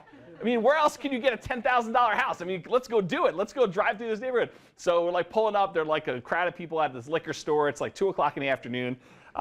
We're driving down the street, and I'm like, yeah, we probably should get out of here. This is not good. I pull up a little bit, and I hear this really loud gunshot sound, right? And I'm taking off, flying down the road, getting out of there. Turns out somebody threw a rock through the back window of our car while we were driving down the street, with my kid in the back seat and Tammy in the back seat. Tammy was not amused. So I was working at the movie theater. Yeah, the movie theater there. And so, how many people have been in New Orleans? How many people lived in New Orleans? Okay. So did you live in New Orleans? Mandeville, just north of New Orleans. Oh, okay. So do you know Downtown Joy? Okay, never mind. So anyway, in New Orleans, they hire off-duty police officers to stand guard at the movie theater. I guess it's not that big of a deal. I guess since the shooting, it's become much more common. This is back in 96, 97. They didn't do that back then, except in New Orleans. It was pretty sketchy, like really rough part of town. But they'd hire these police officers to like stand guard. I was the assistant manager at a movie theater, and so I basically, we have the car thing done. I go home and I go back to work that night or the next day, and I go up to the police officer. I'm like, hey, so I was driving through this neighborhood and they threw a rock through the back of my window, and I'm like, what should I do about that? And he's like, where was this? And I'm trying to explain to him where it was. He's like, what were you doing there? That's a really rough part of town. Why would you even go there? Your wife and your kid, what are you thinking? So, yeah, it's pretty super sketchy. I don't remember why I was telling this story now. Oh, driving for dollars. Do you have an answer? Why were you there with your wife and your It was a $10,000 house. We were thinking about investing. We were going to go buy it and move in. Turns out that was not a good neighborhood. City after we've been there for several years, like market research. Very Yeah, market research. All right. I don't know what it's like now, but there's a lot of crime. Yeah. Can I add one more learning to that? Yeah. Where's the mic, Tambone? One more learning to that, Yeah. which is Google Earth Yeah. and reality do not always match. No doubt. And No so doubt if you about think that. you know what you're looking at through Google Earth, one thing that's really important to do is pay attention to what year they took the pictures. Yeah. Because 5, 6, 7 years in some of those kind of neighborhoods, I had that experience in Detroit recently. Yeah, so this is another example, and I use this as an example for people thinking about going into other markets to do wholesaling and finding deals, like doing virtual investing, you know, the kind of like remote investing. How many people have kind of lived in Fort Collins for a long time? Raise your hands. Okay. How many people know where Mountain Range Shadows is? Okay. So is Mountain Range Shadows, having lived in town, is Mountain Range Shadows a neighborhood you would invest in, that you'd buy in? I think most investors here would probably say, probably not. Unless I was trying to do, you know, kind of a starter home. It's kind of a weirder, eclectic neighborhood. There's mobile homes on land, on lots, right next to stick-built houses. They're kind of mixed in. It's right by the freeway. It's right back into the airport. It's kind of this funky neighborhood that's got a lot of unusual things going for it, okay? Now, if you were looking at Fort Collins from a distance, let's say you lived in Miami, Florida, and you're like, Fort Collins, I would like to. I mean, our market in Miami is crazy hot. There's got to be deals in Fort Collins. I mean, who wants to live in the mountains, you know, like in the foothills? I mean, it's got to suck there. So I'm going to find better deals in Fort Collins. Let me go look for deals in Fort Collins. And you're looking through stuff, and you're like, oh, look at this. $190,000 property in a great neighborhood. It looks like it like backs to this big open space. It's like amazing, right? I mean, look at this deal. So if you were looking at Mountain Range Shadows from a distance, you might think, deal. I mean, I could go buy a house. I mean, 3-bedroom properties in Fort Collins are renting for, I don't know, $1,700. I could buy this property for $200. I mean, those numbers look great. I mean, I'm going to go buy some stuff there. The same thing applies if you're looking at other markets. You don't know the nuance of those markets, and it takes a long time for you to develop that, okay? So be super careful if you're going to Detroit or Memphis or anywhere else and you're actually going to try to invest in those markets, because think about the examples here. You don't know, right? There's some sketchy parts of Loveland, too. I mean, like the, what is it, Butternut by the railroad tracks. Not the greatest neighborhood, right? And you might not know that. You might, Loveland, oh, it's great. Okay. All right, so let's get back to our stuff here. So finding deals. 32% of deals come from networking, 28% come from real estate agents in the MLS, 10% came from driving and walking, 9% came from newspaper ads. I would replace that with Craigslist. Okay, so you replace the newspaper ad one with Craigslist. 7% from foreclosure listings, 4% from for sale by owners, 3% from the internet or database research, 2% from targeted marketing, and 5% from other. So that's where they say they're finding deals from. Is it possible somebody could specialize in one way to find deals and those numbers could not apply? I think I'm a great example of that. Most of my deals came from direct mail. So direct mail, and at the time we were doing full page, front page ads on the throwaway newspaper. I think it was American Classifieds or Thrifty Nickel. I forget what the name of it was. But we were doing a lot of stuff in that, and that was working really well for us as well. It was a relatively cost-effective way for us to find deals. Okay, so in order to do this business, you got to find the deals, And all of this starts with, that's page 1, by the way, of 14. Okay. Pace myself. If you don't have a motivated seller, unless you've got a real estate license, you could do things with full retail stuff, it's really hard to make deals work. And you got to realize up front that 90% or more, probably more, 90% or more of what you're going to find is not a deal. So right now, I don't know if this rings true to any of you. You get a deal in, someone says, I'm motivated. And you try 90 freaking ways to look around this thing and try to make a deal out of something that's not a deal. You spend hours and weeks and you're calling up people. So I've got this guy, he's totally motivated. He owes $320, the property's worth $300. Come on, he's motivated, we can make this work, right? And so you're trying to figure out ways to kind of structure these things and do that. That's not how this business works. It's more sifting and sorting than trying to make and force things to happen. So you're taking in calls. If it's something that would qualify for your criteria, if you would buy it for what they owe or more, you need to go meet with them and talk to them. But sometimes, even after meeting them, talking to them, 9 times out of 10, you're not going to be able to make it a deal. It's only 1 time out of 10, 1 time out of 20. If you're a superstar, the numbers are 1 out of 8 to 1 out of 10. If you're not a superstar, it could be 1 out of 0, or 1 out of 100, or 1 out of 200. But it's probably going to be closer to 1 out of 20, 1 out of 30. They're going to find deals, okay? So let's talk about this idea of people giving you equity. If you're going to go buy a property from a motivated seller, are sellers giving you equity? No. It happens, but they don't want to. Are they giving you equity? Well, essentially, yeah, they are. Giving you a discount. Are they giving you a discount and giving you equity? Yeah. I don't think so. I think sellers are willing to trade equity for a solution to a problem, but they're not giving you anything. And it sounds semantic, and it's I guess it is to a certain degree, but you need to go into this realizing that you're not getting a gift of equity. You're trading them for a solution to a problem that they have. And sometimes you can't solve their problem. It's something that is just not solvable. Like that example of the guy that called me the other day. It's just not a good solution for him. And you got to be okay telling people that. And my personal philosophy is lead people better than when you find them. So try to come up with solutions, even if it's not you, like a reverse mortgage, something like that. But in this case, even that wasn't a good solution. But I'm okay. It's not, it's like hot potato. It's not my problem, right? So I try to be helpful and I try to do what I can, but I don't buy everything. I buy a very small percentage, just like you will when you do your marketing. Okay. So sellers do not give away equity. They trade it for a fast sale. It's one of the things they trade it for.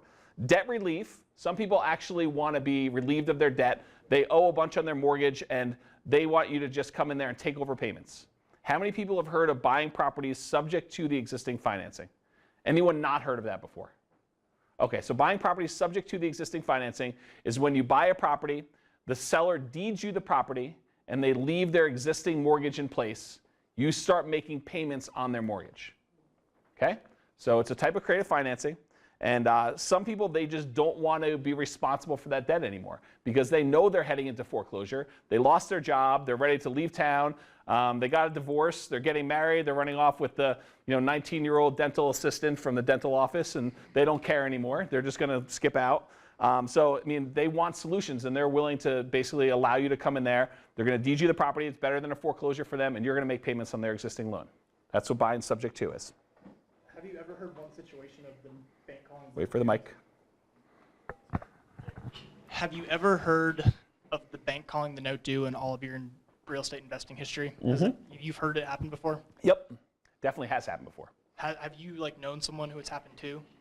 Or Yeah. just stories? No, Really? actually, I've known somebody who's happened to. Wow. So it definitely can happen. Lenders, if you actually transfer title on a property, transfer deed from one person to another, in almost all loans since 1980 something, they have what's called a due on transfer clause. And a due on transfer clause means that the lender has the right, not the obligation, but they have the right to accelerate the loan and ask for all of their money back so that they're calling the loan due. And if you don't pay off the loan, they can foreclose.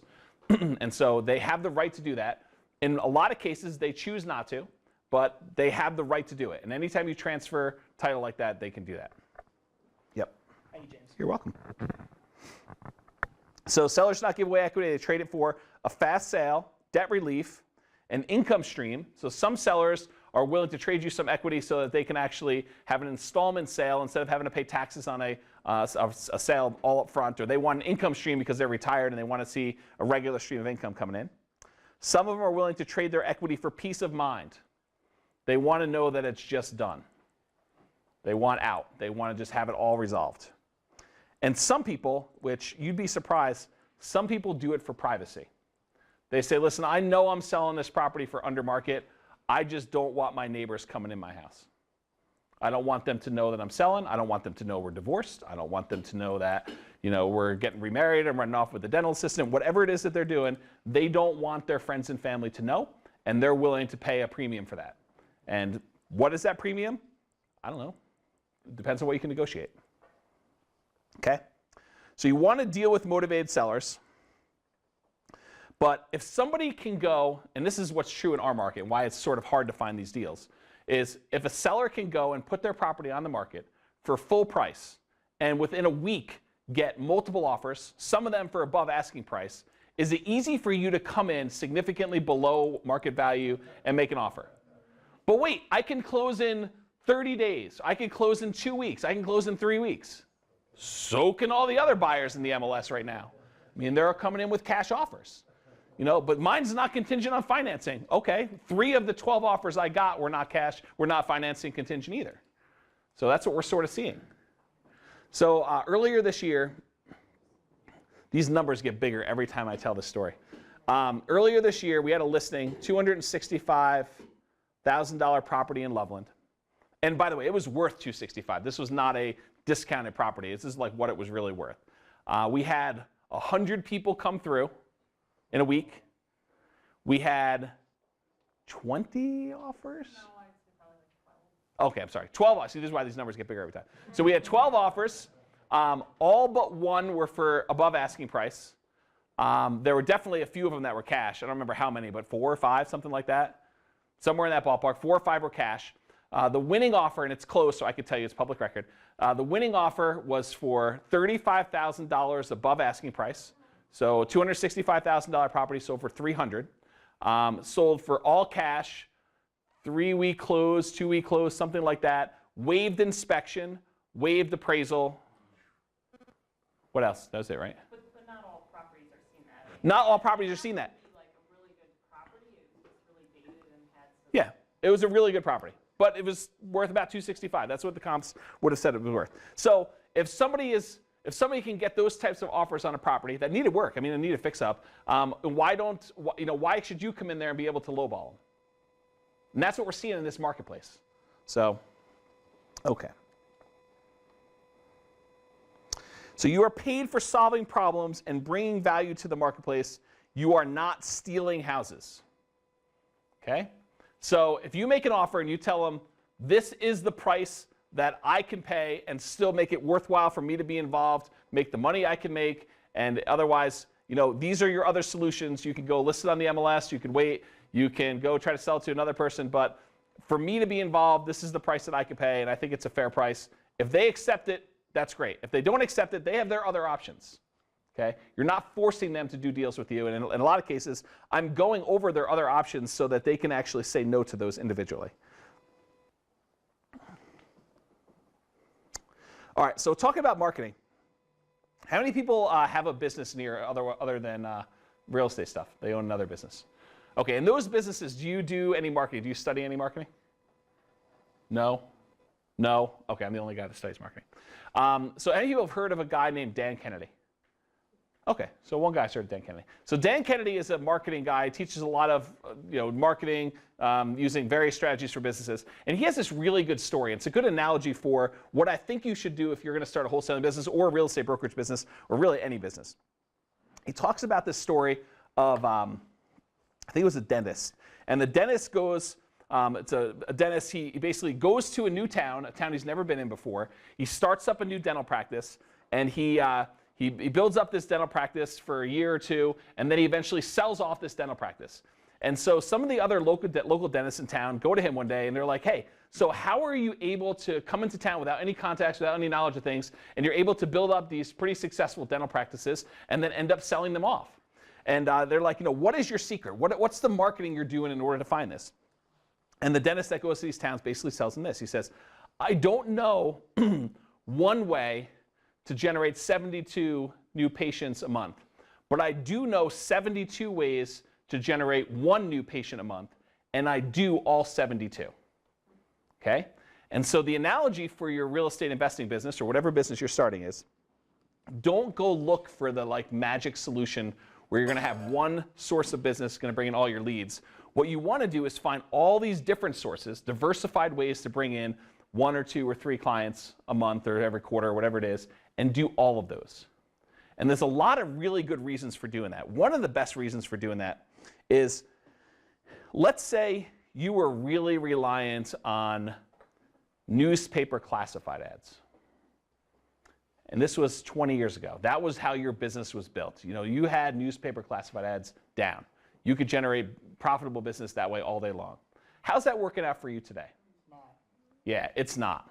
Okay? And if you were only doing that one strategy, it would have been really problematic. But if you had 10, 15, 20 different ways to generate leads, and that leads coming into your business, and one of them went away, that was 5, 10% of your business, whatever it worked out to be, then you're not out of business. And if you only have 3 and one of your 3 goes away, then your business is down 30%. That's really hard. Okay? So you really want to diversify and have a lot of different streams coming in. All right, for the sake of time, I'm going to skip going into how to do marketing, and I will show you a couple examples of some stuff. So I'll go over some of the different ways to find deals. And just like some of the other classes where we talked before, there are separate 2-hour classes on different marketing. So we have a 2-hour class on all of the non-direct mail marketing strategies to do this business.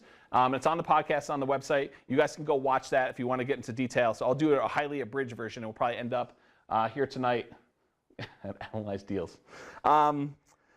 Yeah, so I'll kind of cover a really abridged version today. I'll show you some stuff, but there's a whole 2-hour class on other marketing stuff. There's a 2-hour class on direct mail, and I'm a huge fan of direct mail.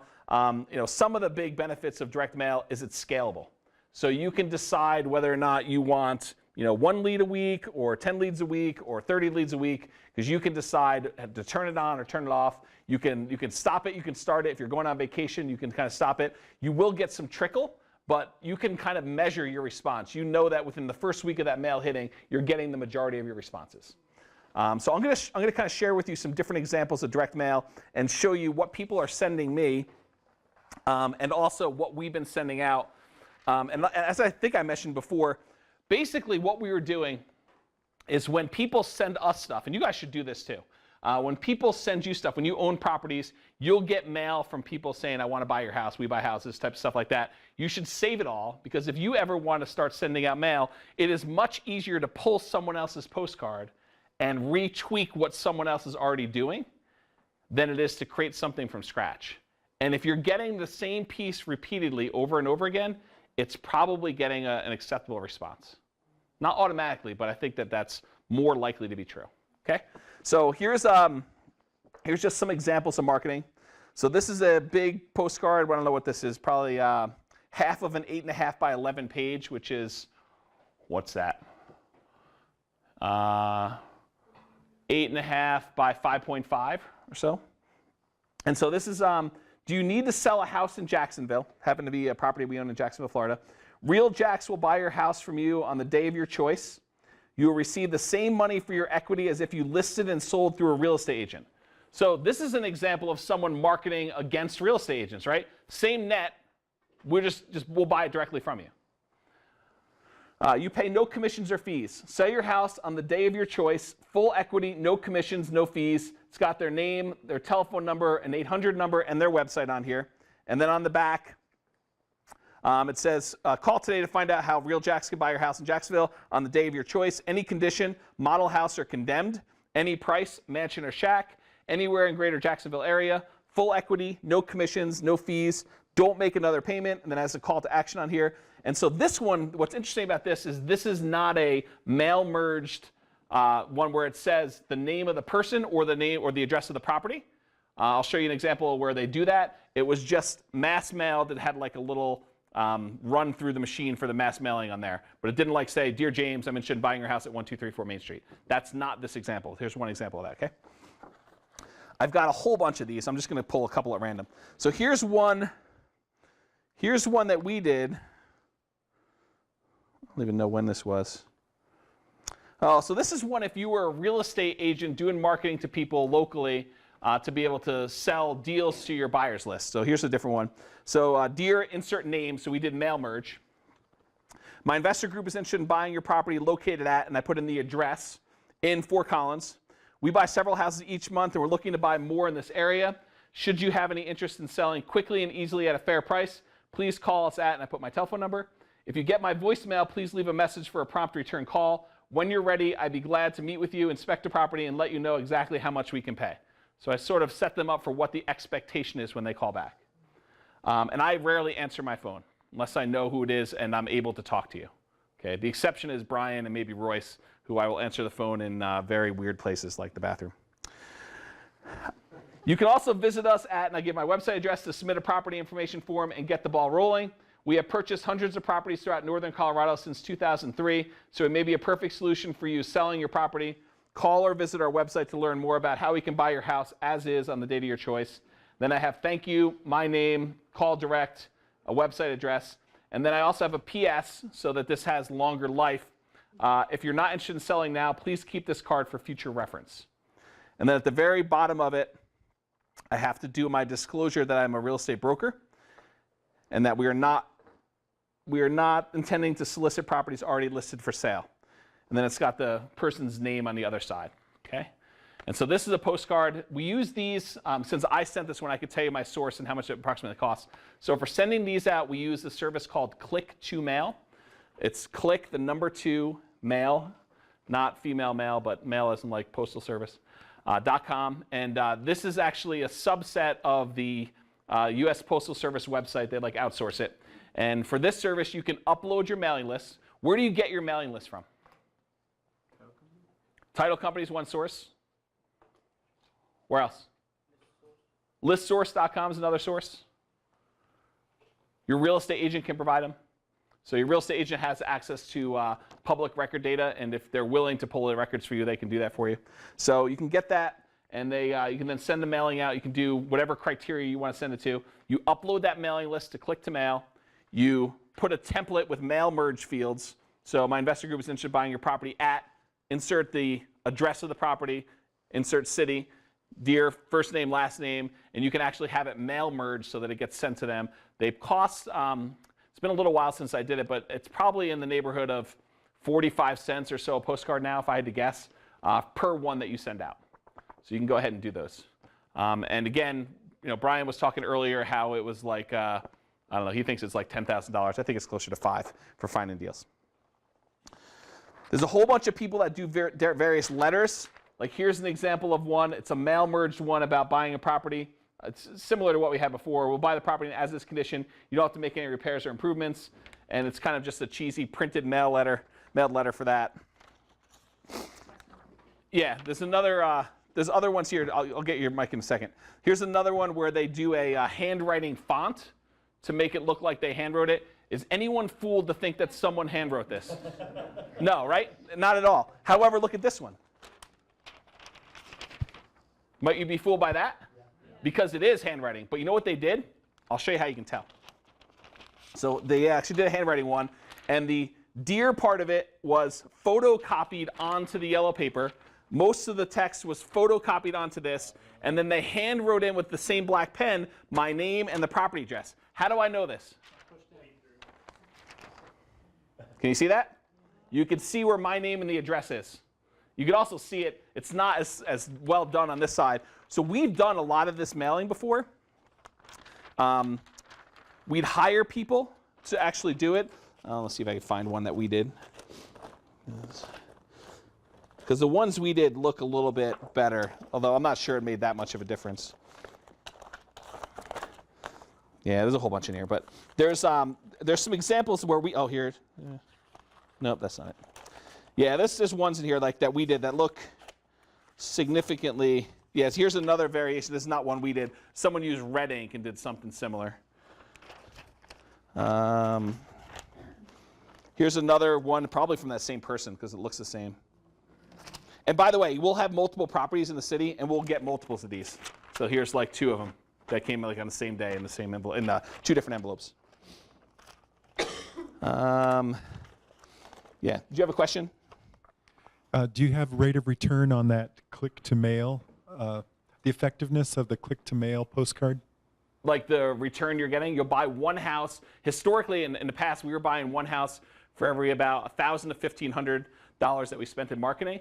These days, it's got to be at least double, if not closer to 3 times that, because of the heat of the heat of the market, how hot the market is, and how hard it is for us to find sellers.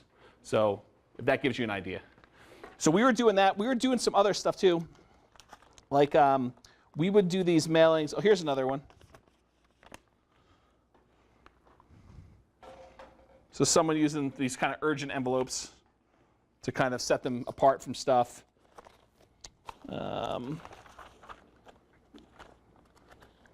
Here's another version. So it's a bright yellow postcard. This is probably also click-to-mail. In fact, it is click-to-mail. Yeah, C2M LLC. So same service. They just paid extra for the yellow postcard. And they basically put some text on this side, which I don't usually do, but they had some stuff here. Please turn this card over for very important information about your property at, and they put the address. Call now, and they had the telephone number. And then there's formatting. So when we did ours, probably hard to see, what we used for ours was an old Courier typewriter font, so that it almost looks like someone sat down and typed this, even though we didn't. And I don't think you're really fooling anyone, because how many people even have a typewriter these days? But I will tell you, we tested this versus regular like Verdana and Arial early on, and this way outperformed this one by a lot. So we started just doing the Courier font and doing it when we did the layout. Let's see if I can find you a couple of them. So this is kind of a, well, we've done a bunch of testing. That was our go-to. That was our control kind of one for the stuff we were doing. Not that message, honestly. There was a slightly different message we were using. The one where we were doing it for buying ourselves was the best message. The one for buying it for the investor group, where we were doing it with an agent, that one did not perform as well as the one we were buying it directly. Yeah. This is a brand name one. So if you're wondering what you pay $100,000 for a franchise looks like, you can see their stuff when they mail it to you. And it's the similar stuff you'd see. I'll read you the bullet points. We only buy houses at a discount, but when we buy them, we pay. Oh, that's actually pretty interesting. So these guys say outright, we only buy at a discount. What's that going to do? Transparency. It's going to limit your response. You're going to get fewer calls. What are the calls going to be? Higher quality calls. So if you're doing mail and you're trying to get the maximum number of calls, saying we only buy houses at a discount, that's not the strategy, right? If you have other ways to monetize the leads, like you would be willing to buy stuff closer to retail, then you might be willing to actually remove that. Or you'll do more of what these guys did. You'll net the same as if you sold it with a real estate agent. Very different messages, right? Say the same thing. No, they're very different messages. One of them is you'll net basically whatever it was without commissions. Yeah, this one is we're going to buy at a discount. Yeah, that one's you'll get market. This one is you're going to go in and you've got to be willing to sell it less than market. Right. I think that's true. So here are the bullet points. We pay cash. We pay most normal closing costs. We take the house as is. You do not need to do any repairs. And we can close quickly if you want us to. If you're interested in selling, call us. And they put, it's mail merged to the address, so it actually has the address on there and has their telephone number. Yeah, so that's another example of that. Oh, here's the one. This is one that, that Paul and I were doing. And this one, it's harder to see. It's still like filled in, but it's basically dear insert person's name. My name is Paul, and I'm a real estate investor. I'm currently looking to purchase a property in insert county name. I've looked at several houses in the area, and I'm interested in purchasing your property at insert property address. I'm not a real estate agent and do not intend to use one to purchase a house. Why pay commission if we don't have to? I will purchase your property in as-is condition, so if you're interested in selling now or in the near future, please call me at, and we had our telephone number and his signature. So this one worked well. This was one of the ones we were sending out. Okay? Is this helpful to kind of see these? Here, people do the small invitation envelopes, the ones for please RSVP to the party this weekend. They do that and they fold it up and they do another letter. Here's one. Someone told me, and we never tested this because we stopped doing the handwritten ones. Someone told me red ink on yellow actually was bump in response, but I don't know. I've not tried that, so I can't tell you. Yeah, so here's the envelope where they do that. Here's another kind of cheesy one. Tom buys houses. Problems don't just solve themselves. Call Tom for a free consultative session. Close in 10 days, Tom. Any condition, any location, any situation. Unwanted estate, foreclosure, divorce, other bills piling up, had enough landlording, need to get out of town. It's not as important as to why you need the cash as it is that Tom can get you the cash and reduce your stress in as little as 10 days. And then it's basically Tom buys houses. And he did postcards that he had made probably in quantity, and then he did stickers for the mailing address label. So you just kind of put those on and put a little stamp on there. So here's another example.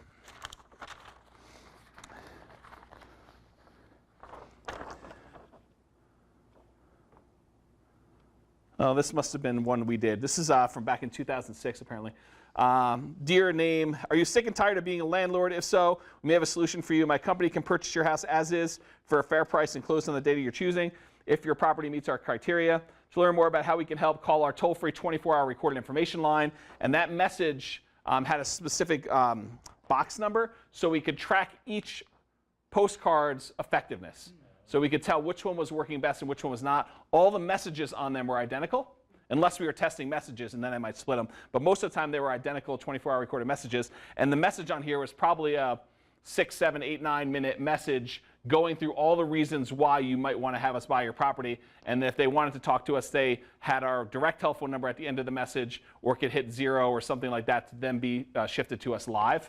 And so you basically got to make your best presentation before you actually talk to people live. And so that was why we use that. If you're not in the market to sell your property at the current time, please keep this card for future reference, and be sure to contact us when you decide to sell your home. And there's a whole discussion as to whether or not you want to use your personal name on these, or if you want to use a company name.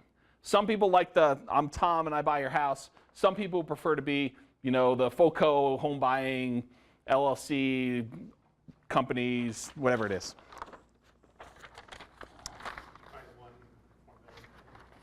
I think it depends on who it is as to who responds, but I prefer more of the individual person one. But I don't know if I've noticed a significant bump in response for that. Let's see here. Oh, here's some of the gurus that are mailing me. So sometimes you actually get proof that the guru guys are mailing you. This is one.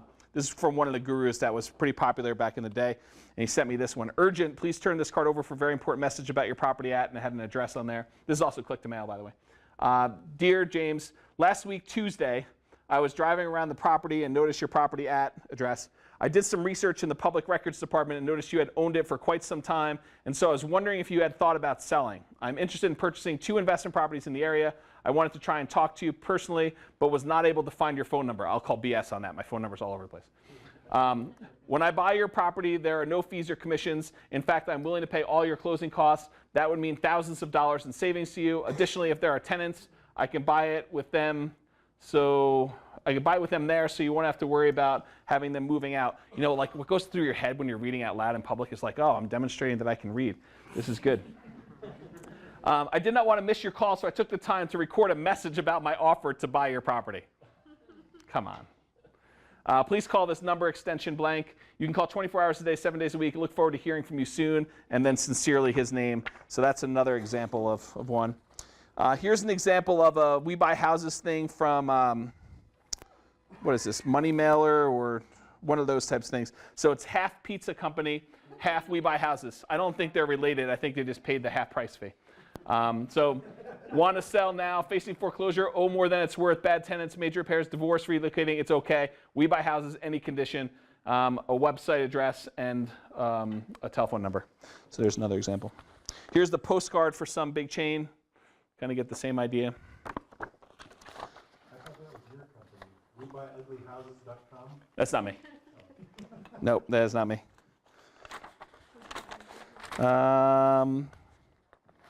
Let's see. I'll try to pull out different ones now because a lot of these are the same. Here's a different looking letter. You can kind of see that. Oh, here's kind of a cheesy one. So this one, they're basically like, here, let's do this. They're like, oh, fill in this form and send it to me. So this one is, dear homeowner, we're investors to buy houses. Check this box. Yes, I'm interested in selling my property located at, and it has some stuff for the web thing, and then it has you fax it back in or something. Another form letter, another form letter. These guys were pretty popular for a while, and then I just never heard from them again. So this is like one where they had like a little handwriting thing on top for their address, and it was. But I got a lot of these, so I think they were backed by big money. Here, another little cheesy one, little RSVP envelope. Another cheesy kind of postcard one. Yeah, see, I'm getting a whole bunch of these, and part of it's that we had multiple houses.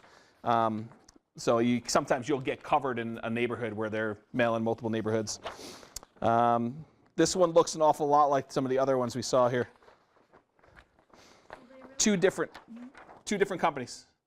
They look similar to you? Yeah, they just kind of copy each other's stuff. It's very incestuous. What else? Yeah, see, look, I've got like 4 or 5 of these same ones here. Another one that looks pretty similar. You know, Tom got crazy about me once. He was like, he must have been a buying spree. Sent me a bunch of things. Yeah. Oh, so here's an interesting one. So this person, this is pretty clever. I must not have read this thing, but they wrote back to me and they said, I've received several property inquiries from you. I have property for sale, no reasonable offer rejected. If you are seriously interested, make an offer on any interested property, allow opportunity to evaluate your offers. So this guy was like responding to my mail with mail. Highly unusual, by the way. That doesn't usually happen. Yeah, more handwritten letters from Barb. She's so good. Her handwriting is like identical, even in the same spot.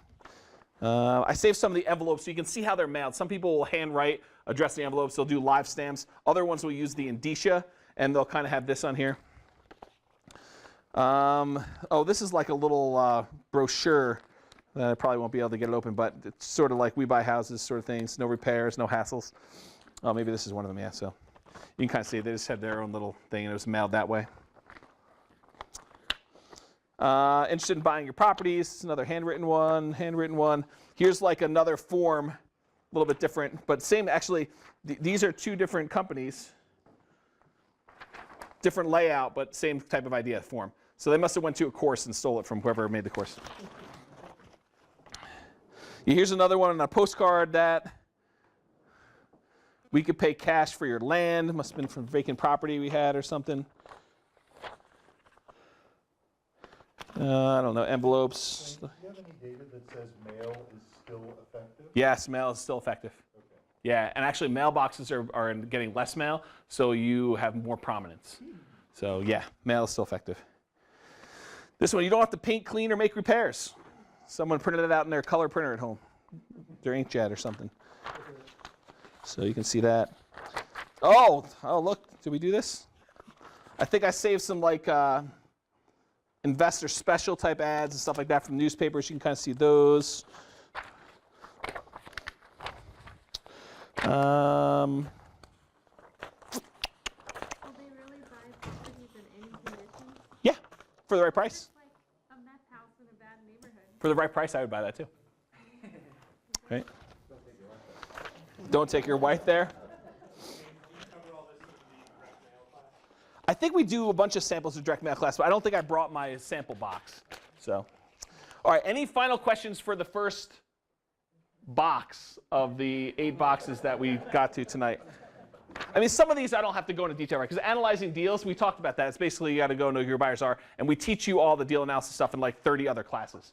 So I can kind of skip that, and we'll cover some of those next week. But any questions for tonight on stuff we've covered? I'll kind of stick around and ask some questions, but figured I'd share that.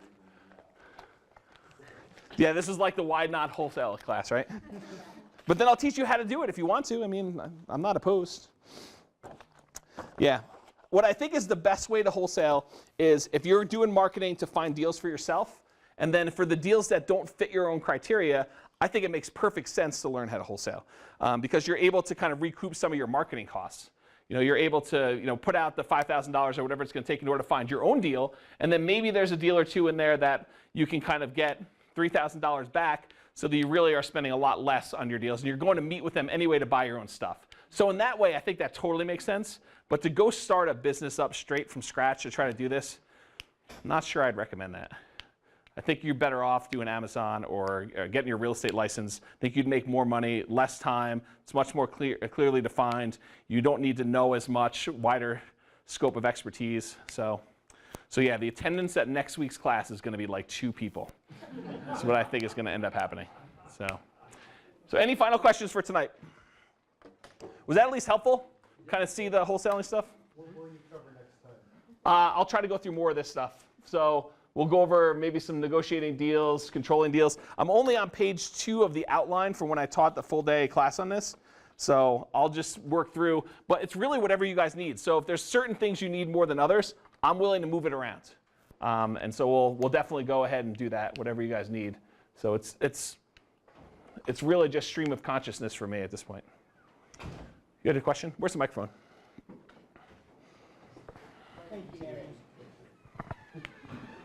If you want to start a wholesaling business, is it better to do it on your own or like form a joint venture with somebody and try to piggyback on them until you understand the ins and outs of the business? Like, is it better to just go all out and try it on your own or joint venture with someone who's already doing it? I don't know if I have an answer to that one. Okay. I think it depends on the person and the situation, who you're going to piggyback with, and there's all sorts of complexities with that. I don't know. A lot of my real estate stuff has been with partners. Okay. But I don't know, we've been lucky, I think. We just had good partners. Either that or I'm like a super flexible, easy to partner with sort of guy. Tammy's like, no. I think I'm like an easy to partner with guy. Right, Royce? Am I an easy partner? Yeah. There you go. Just not Tammy. Doesn't think so. Yeah. One more question. Yeah. What's the biggest barrier to entry? Is it time commitment or like some skill you have to learn? I think, I don't know if it's a barrier to entry, but I look at this business and I think to myself, you're volunteering to work for a relatively low dollar per hour. Mm-hmm. Because you have a lot of expenses in getting the marketing up, or you're spending a lot of time to do poor marketing methods to kind of generate business. And then even then, the amount of money you make per deal is relatively low. Mm-hmm. I mean, you would be much better just taking down a single deal yourself and making $30,000 than you would trying to do wholesaling for $3,000 at a pop. Mm-hmm. So, if you happen to have another business where you're looking for deals to do yourself and you're going to wholesale a couple on the side, sure, all day long. I think that I would encourage people to do that because I think it's a way to monetize other stuff. Reach out and expand your network and learn about things and help sellers you come across. But for like going out there with the intention of I can't take down any deals myself, I think you're better off getting a real estate license. I think you're better off finding full retail properties, only representing the seller or the buyer, not having to walk that thin line. The sales process for selling a seller to list with you is it's much different and easier, I think, than trying to convince a seller to sell you a property at a discount or do something creative. So I think for a lot of those reasons, I would not start this like from scratch in a lot of ways. I don't know. It's kind of a weird thing for me to say at the beginning of a wholesaling or end of wholesaling class. Yeah, and I'll follow up on that. I kind of started down this road of looking at doing wholesaling at one point, and I work a full-time job, like keeps me very busy. I need something that was much more flexible in hours, and when you're doing wholesaling, right, you need to be able to answer the phone. Like when it comes in, if they call you, you don't call them back immediately, right? They are on to the next card that they have in their hand, and so your success rate is going to go down quite a bit. And for me, I didn't have that flexibility, right? And I have a pretty flexible job. And so being able to go out, see the properties, James mentioned earlier, that you need to go out there and actually talk to them. When do sellers really want to meet with you? When it's convenient for them, not when it's convenient for you, right? And so all of those things is what ended up pushing me into starting to look at other ventures, and that's how I landed in the e-commerce space as well, right? So there are other complications besides just the skills that you have to have here. And I think at any point along that entire curve there, different people are going to have different skills, and figuring out how to hone those is difficult. I mean, if you look at, I don't know, whoever your salesperson you're talking about, they're talking about consistent, constant practice, repetition, and improvement. And those, unless you're in some type of sales field, it can be expensive to really take learn the it. time to learn it. Yeah, I think that's true. All right, was that helpful? Any other final questions for tonight? I want to kind of honor your time. It is 5 minutes after 8. I will stick around and do questions, but hopefully you guys enjoyed that, and hopefully someone will come back next week. Otherwise, we'll talk about something else. So thank you all for coming. I will talk to you all soon. Have a good night for now. You're very welcome.